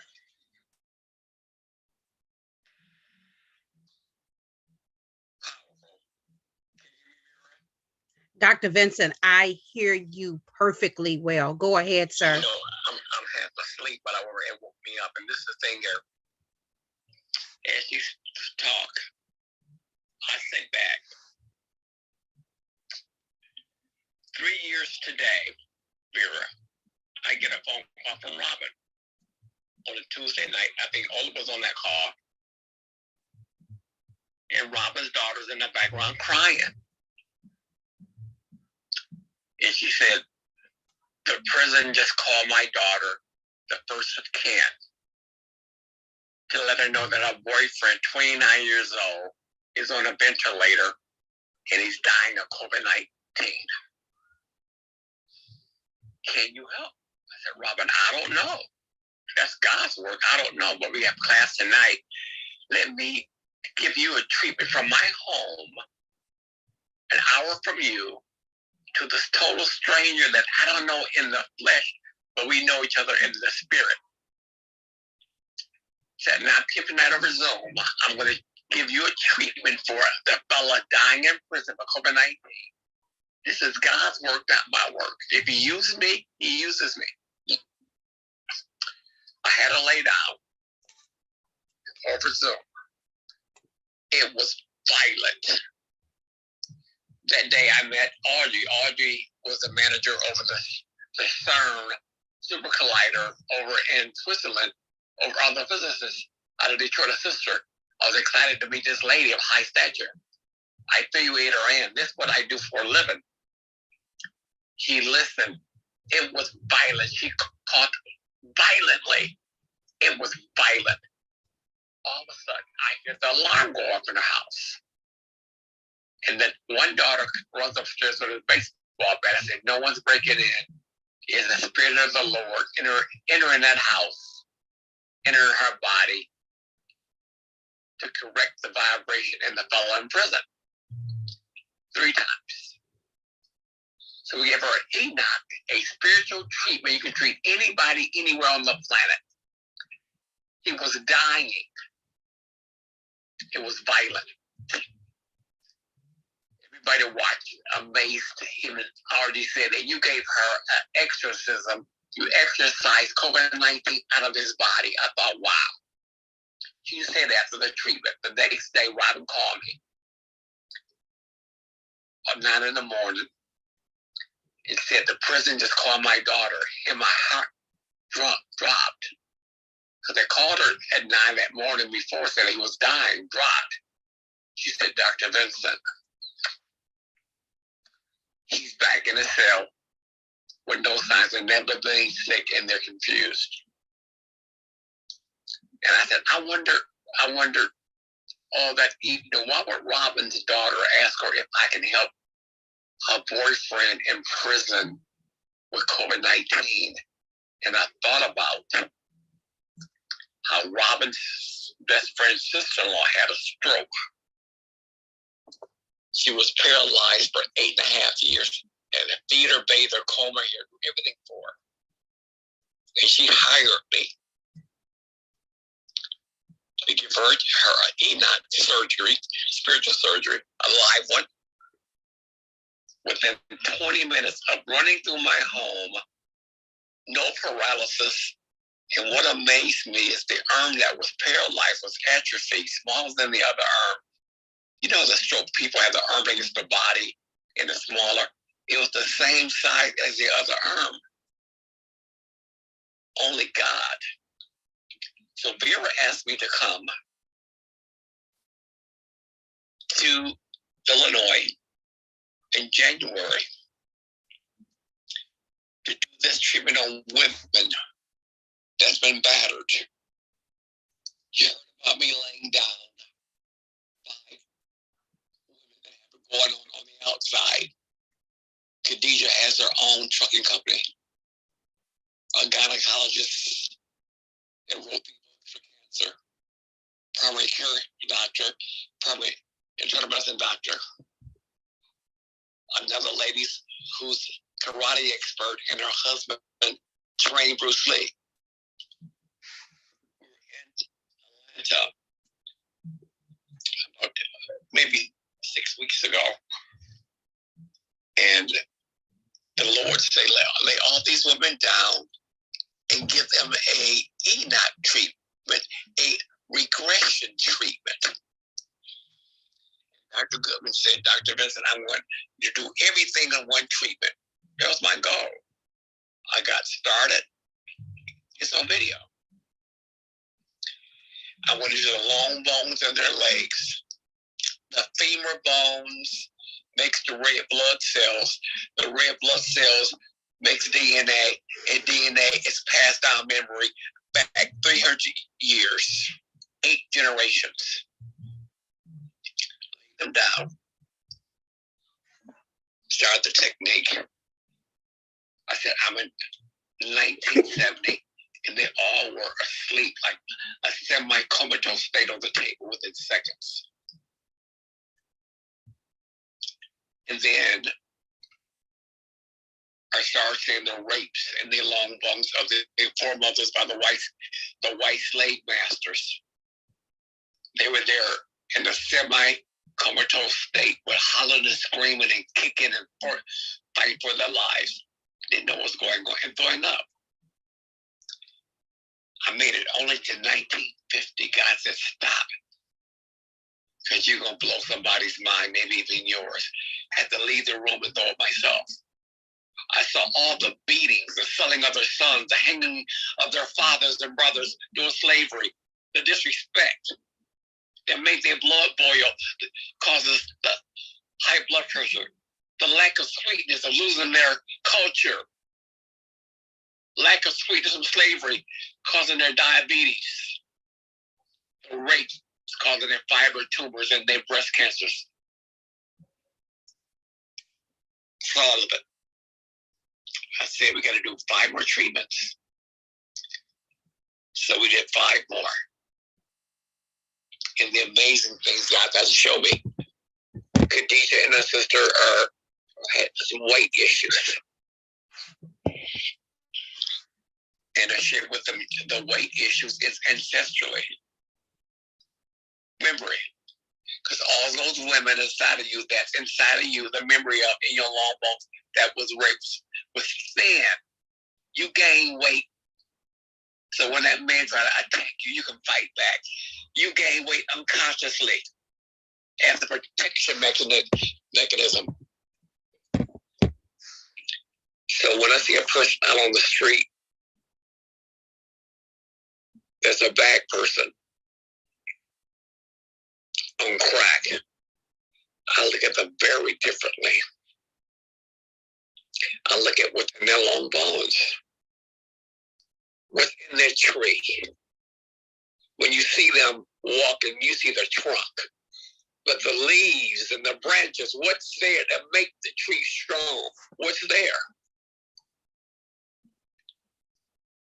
The hangings, the beatings, the loss of your culture, the rapes. So this is what I told Vera, said, Vera, you had 100 women. We didn't show up.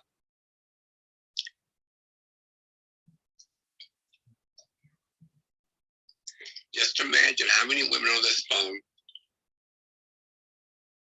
has PTSD like Khadijah used to have. We did this technique and put on some products and reversed it. Not just that, folks, your kids, they watched it. They watched it. And I'm just so blessed to be on this phone to hear these testimonies. I have a lot of little girls. I have a 15-year-old granddaughter, and she and her boyfriend broke up 2 weeks before homecoming. I know, but I see things. You know, tell granddaddy, I see things. And how she was sad. And I told her, you are a queen. Don't accept anything. He probably beat her down and said, look, you in the school like Bel Air got 500% and a 96%. You are top of the line. You gorgeous. You're smart. Don't let these boys tear you down. I gotta keep an eye on her. She's my princess. She's my prize. You mothers with these kids, get with Vera. There's some gummy bears your kids need. Made out of special nutrition.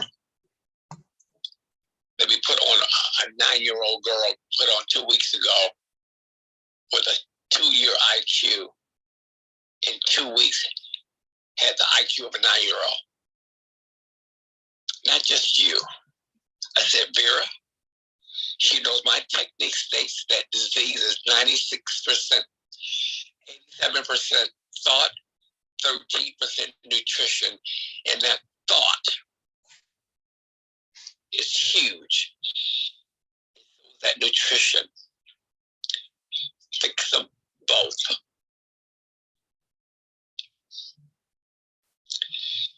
You have a lot of brave women on this call here that made it, that tell their testimonies. And listening to your testimonies, you want to, I'm single, but be a better granddad to my granddaughter, a better uncle to my nieces, and watch over them, hug them, and tell them you are special, you're a princess, you're smart, you're valuable. Before these other men get in their ears and tear them down, even women, and make them worthless. So make sure you get with Vera. January 11th and 13th. What we're going to do is lay you down. Like the lady that was beat with the hammer. When you're in that room, you might not see a dry eye in that room. Because I'm going to take her back, even though she don't remember it, when the hammer first hit her skull. The first knock of her skull, that hammer.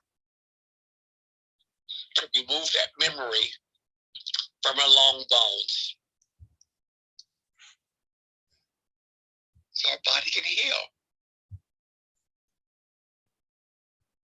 I hope everyone can hear me and understand me and know that what you have, if you're on this call, you already survived it. You already a winner. Take that last step and get the big prize. Your personal power back. I have my blame, girl. Wow, Dr. Vincent, first of all, I'm always honored to just follow alongside you. It's been a long journey. Well, it's been over a year now. It's been well over a year. It's going on 2 years now? I got to go back and do the math. It may be 2 years now, Dr. Vincent. But I've learned so much from you. I've witnessed so much working alongside you. And it's just time for us to get back on the battlefield. I'm already planning the event for January the 11th, the 12th, and the 13th, as well as putting together some private Zoom events to have, to have you do what you do, as well as to share some of the seed nutritions and some of the nutrition and some of the, stuff that you have going on in the back end. We're going to share that as well. So again, ladies and gentlemen, if you're here and you want to connect with Dr. Vincent, that you want to be in that room, we're kind of maxing it out at 100 people so that we don't overwhelm Dr. Vincent. But guess what? When Dr. Vincent came to Illinois 3 times back to back to back, and we had doctors and people from all around the globe that flew in to Illinois just to sit with Dr. Vincent. One of the young ladies that flew in, we didn't know what it was at the time, but she was dealing with monkeypox. And Dr. Vincent was treating someone else with the Enoch treatment. And she sat alongside while Dr. Vincent was treating someone else. And when she walked in, she couldn't even speak, talk through her mouth. We couldn't understand anything she was saying. Her mouth was all swollen with blisters, and it was just a terrible sight to see. After she left that event, I think we did that for, was it 2 days? Well, it was total of 3 days, but it was 2 days of training. After she left that event, we spoke to her that next week, and she was talking plain. The swelling and everything is out of her mouth. And it hasn't been back there since. We didn't know who she was there, actually. No. So I said, who are you? We recognized who she was. Yeah, well, we found out Sharon, which happens to be a nurse, invited her. Oh yeah, on the call. I never heard. It was Yes. her normal voice, because she couldn't talk. And this is the thing. It's not just me. If everybody understands the God within, you made and created in his image and his likeness. The power within is waiting to come out. I just found mine. I'm hoping that folks come there on the January 11th, get in that room and find theirs. Hey, Khadijah, I'm at your phone, Khadijah. Khadijah? Hey, yes, Dr. Vincent. Isn't it amazing how you can do things out of people that you couldn't do before? Absolutely. It is amazing. I just shared with you guys my story and my testimony. And this is a story and testimony that I used to normally share because of the fact that I come from the belief that I come from the science family. And so therefore, we absolutely gotta look good in the street. But we gotta protect our families, we gotta protect our family name, and we gotta protect our abusers in the street. But at home, we're being abused, we're being traumatized, we're being sexually molested, we're being sexually raped, we're being physically abused, we're being mentally abused. But when we leave, we dress ourselves up and we go out in the street. You don't owe anybody anything.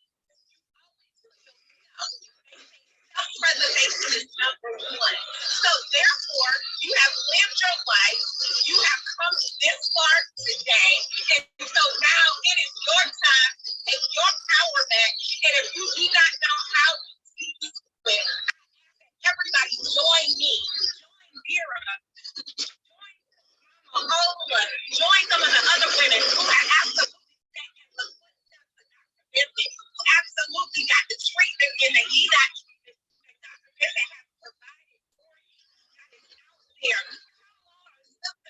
that has gone through it. It is your time now. Go out and get the same treatment that I got.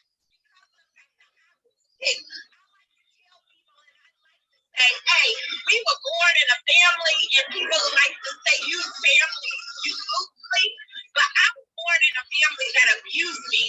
And what I like to say is DNA makes us relatives, loyalty makes us family. So therefore, it is your time today. Sign up whatever Vera is offering, whatever Dr. Vincent is. I ask every woman on this clubhouse tonight to get your time now. So come in the space and get your healing. Not only heal you, heal your generational lineage. You are going to heal your ancestors going 7 generations back, 300 years back. Heal your ancestors, because your ancestors have everything to do with what is going on with you. The trauma in which that you have experienced happens to be the same experience that the trauma has happened in your long bones, in your DNA. It just came back through you. They talk about the Bible says that, hey, we pay for the sins of our fathers. And if that's true, who were you in your lifetime? Who did reincarnate as? Who was our fathers in those last lifetimes? Guess what? If it's not you, then who? And if it's not now, then when? I yield the floor, Dr. Vincent. Oh Wow. my gosh. Vera, oh my She God. Khadijah did not come to play. You know what, with that being said, again, because I am right now, for those that know that you're interested, and this was not even about this, so let's set that clear. But because we have Dr. Vincent here, and because we're already planning this event, we were planning it already. We're launching our book on January the 11th of 2019. And we're just taking the launch of the Book of Ruth, How to Create New Chapters in Your Life. And we're bringing, it's all about women empowerment. So we were doing this anyway. We're just putting it all together, because as we know, all things work together for the good of those who love the Lord and who's called according to God's purpose. And that's just period. So if you're here, you can click on the link right above, the KATS Out Women Empowerment Coaching and Resource Center. You can fill out the contact form. I'll get your email. You can put in the description that you're interested in having treatments from Dr. Vincent. Make sure that you leave your physical phone number so that we can reach back out to you. And Dr. Vincent, this is what I like to do, because I want to just, be mindful of the other speakers that haven't had a chance to speak. And when Khadijah was talking about, loyalty and friendships and people that have become to be family, even though we didn't have a trace of it. This powerful sister next to you, Shawana, I mean, man, she is so dynamic, and she's actually going to be one of the individuals that's helping me put together the event for January, as well as we got stuff on the book for February, March, and April. It's a lot of great stuff that's happening. So I want to give Shawana a chance to speak, and then I know that we got Darlene on the stage also. That Darlene is a phenomenal powerhouse, and she hasn't had a chance to speak. And then we got Brother Frazier with his podcast. That's actually I'm going to be speaking with him, because he's going to be featuring some of these stories on his podcast. And when I tell you, this guy has a phenomenal platform, he goes above and beyond. We got magazine companies, we got a whole lot for you guys to look forward to. So if I can get Shawana, if you would in this moment, Shawana, unmute yourself, my sister, and just kind of talk about who you are and share your story. And then after that, Darlene, if you can speak, and then Brother Frazier, if you don't mind speaking. And then Dr. Vincent, I'd like to close everything out with you, sir. Okay. Thank you for giving me the mic back. My name is Shawana Thomas. We're from Chicago, I guess. Yeah, we're from Chicago. I work at Cook County Juvenile Detention Center. I've been there for 19 years. So before we go any further about where I work, I'm going to take it a step further. One day, I went to go outside, and I'm like, Ma, I gotta go. I got stuff to do. I want to see if my boyfriend cheating on me. Let me go now. And she like, please, baby, stay in the house. My mother wasn't like lovey-dovey type, but she said this day, please, I love you, be careful. I'm like, okay, I got you. I addressed my daughter at the time. I was in college. I addressed my daughter at the time, and we left. She was about 4 or 5. So I got over there, and people always said, pay attention, something that I didn't always do. As I was trying to take my daughter, I got to my boyfriend's house. I was trying to take my daughter out of the car. Somebody came up to me, put a gun up to my head, and say, don't make a sound or I kill you. Okay. So I took my daughter's hand calmly so she wouldn't get upset. So they took me in the alley. It was 2 or 3 more people in the alley. They start trying to hatch a plan, because I don't know what they were doing before I got there. So they like, wherever she goes, stand behind her, bum rush whoever opens the door. They did ask me where I was going, but I stayed at another floor. I was going to the 3rd. I stayed at the 1st. So just kind of get them off me. In the process of them being in the alley trying to concoct whatever, I saw a car coming. They saw a car coming. The guy with the gun, who had the gun to my head, put the gun to my head and say, bitch, if you make a sound, I'm going to kill you. So I'm like, okay. In my mind, I don't want to be raped. I don't want to see my daughter raped, or nor do I want her to see that in her mind happening to her mom. So as the car came closer, I looked at them one more time, and I screamed out as loud as I could. Now, we're going to stop right there with that part. At the same time, they told me my grandmother was dying. And me being such a sweet granddaughter, I chose to get baptized because I wanted her to see I believed like she believed. So I got baptized. Now, we're going to continue. We go back to that alley. I looked at him. He looked at me. I screamed as loud as I possibly could. help me. In the process, the car stopped and slowed down. I looked back at him. He shot me in my left arm and my right thigh. I grabbed my daughter, I fell on her and played dead because what I heard in my ear was clicking, click, click, click, click, click, click, click. So I tried to stay as still as possible and lay on my daughter so she wouldn't know also what was going on. As I laid on her and as I heard the bullets clicking, I felt a light. I felt a covering. I felt as though something was protecting me and that I was going to be okay. Years later, after college, I started to work at Cook County Juvenile Detention, where I am right now. And at the time when I first started, I didn't have a car. So I befriended a coworker or whatever, and he used to drop me off at home. One day he said, wait, I have to stop home before I take you home. And I said, okay, fine. As we got closer, I felt a kind of eerie feeling. And it was the fact that around the corner from his house was where I was shot. So when I had my backpack on me as well, so they threw my backpack in the garbage can. This person who I was in the car with years later said, you say you got shot over here? That's weird because somebody put a girl's backpack in my garbage can. So they must have robbed her. I don't know what happened. And I said, I'm the girl. And that part just really, I thought it was a little eerie. Then years later, talking inside of Cook County, we do group with the kids where we try to let them see what they do and mirror it back to them. I had a group. I told the boys, gentlemen, you know, I got something to say. I keep hearing y'all talk about guns and this and that. I got shot. One boy said, oh, Joe, she lying. Joe, you know, bro, don't believe her. I don't know why she's stunned trying to kick it. I'm not stunned trying to kick it.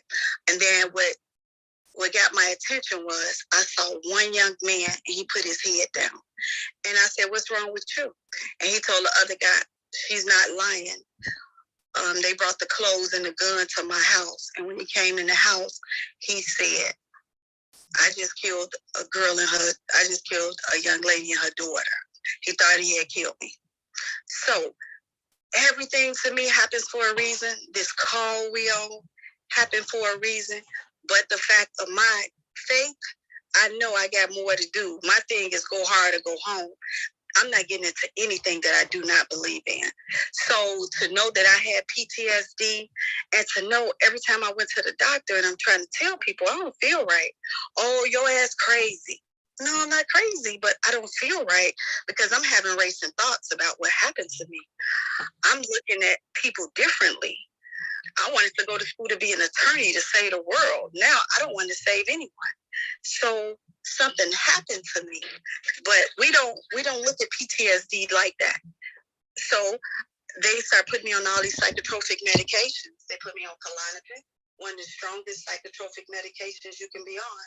They put me on Ambien so I could go to sleep. I couldn't remember anything the next day. I had people have my keys, have my gun, and whatever else because I could not remember. I knew me being in that alley playing dead that I had more in my life to do. I went in the bathroom, cut off the light, and asked God, please tell me my gifts. And he said, it's to help others. I said, Lord, let's try this again. I don't think you heard me. My gifts, and it was to help others. And I'm like, okay. And every day I went in that bathroom and cried. And so I no longer want to take a Klonopin to ease my anxiety. I came up with other ways to ease my anxiety without taking a psychotropic medication. So when we sit on this call and we talk about our trauma, it has to be talked about. And I know some people be like, I gotta go to bed. I don't want to hear anything bad. It's not bad. What you hear is redemption from people talking that they said they would not give up. They said we will be okay. Because Black people, we don't talk about PTSD. We say go pray. Go on somewhere and go on pray. You'll be okay. People tell you when you shouldn't mourn and when you should feel better. Only you know that. You know that. You and your God knows that. So right now, I hope tonight and I pray that everybody leave here with something. And that's called redemption. All of us have a second chance as long as we're here. And as long as I hit click, click, click, click, click, I got a second chance. And I'm here. And if that means to help somebody on this phone relive every single day what I relived, I'm willing to do that to help somebody else, to let them know it's okay not to be okay today. Just don't give up. But it is okay. I got my cousin on the line right now. She's fighting cancer. And I call her for advice right now to show you the strength that God gives all of us. So, thank you. I yield the floor. Thank you for listening to my story. Woo, woo. We talking about it's hot and deep up in here. Man, amazing, amazing stories. And I know Dr. Vincent is really taking notes and probably doing something. I know Dr. Vincent has it figured out. But thank you, Shawana, for sharing. Thank you, Shawana, for always showing up and willing to share with others, willing to make the connection. And you do it so unselfishly. And I just want you to know that I appreciate what you do and what you're doing. And I'm already appreciating the journey that's ahead of us.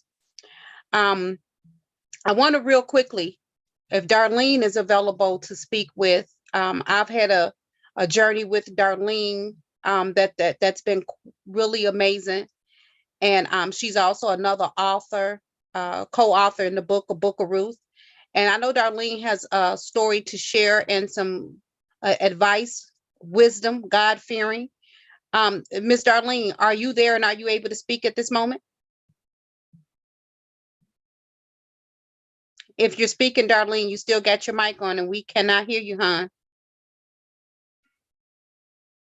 Okay, so maybe Darlene is not available at this moment. Brother Frazier, my podcast friend, are you there, sir? And are you in a position to talk right now?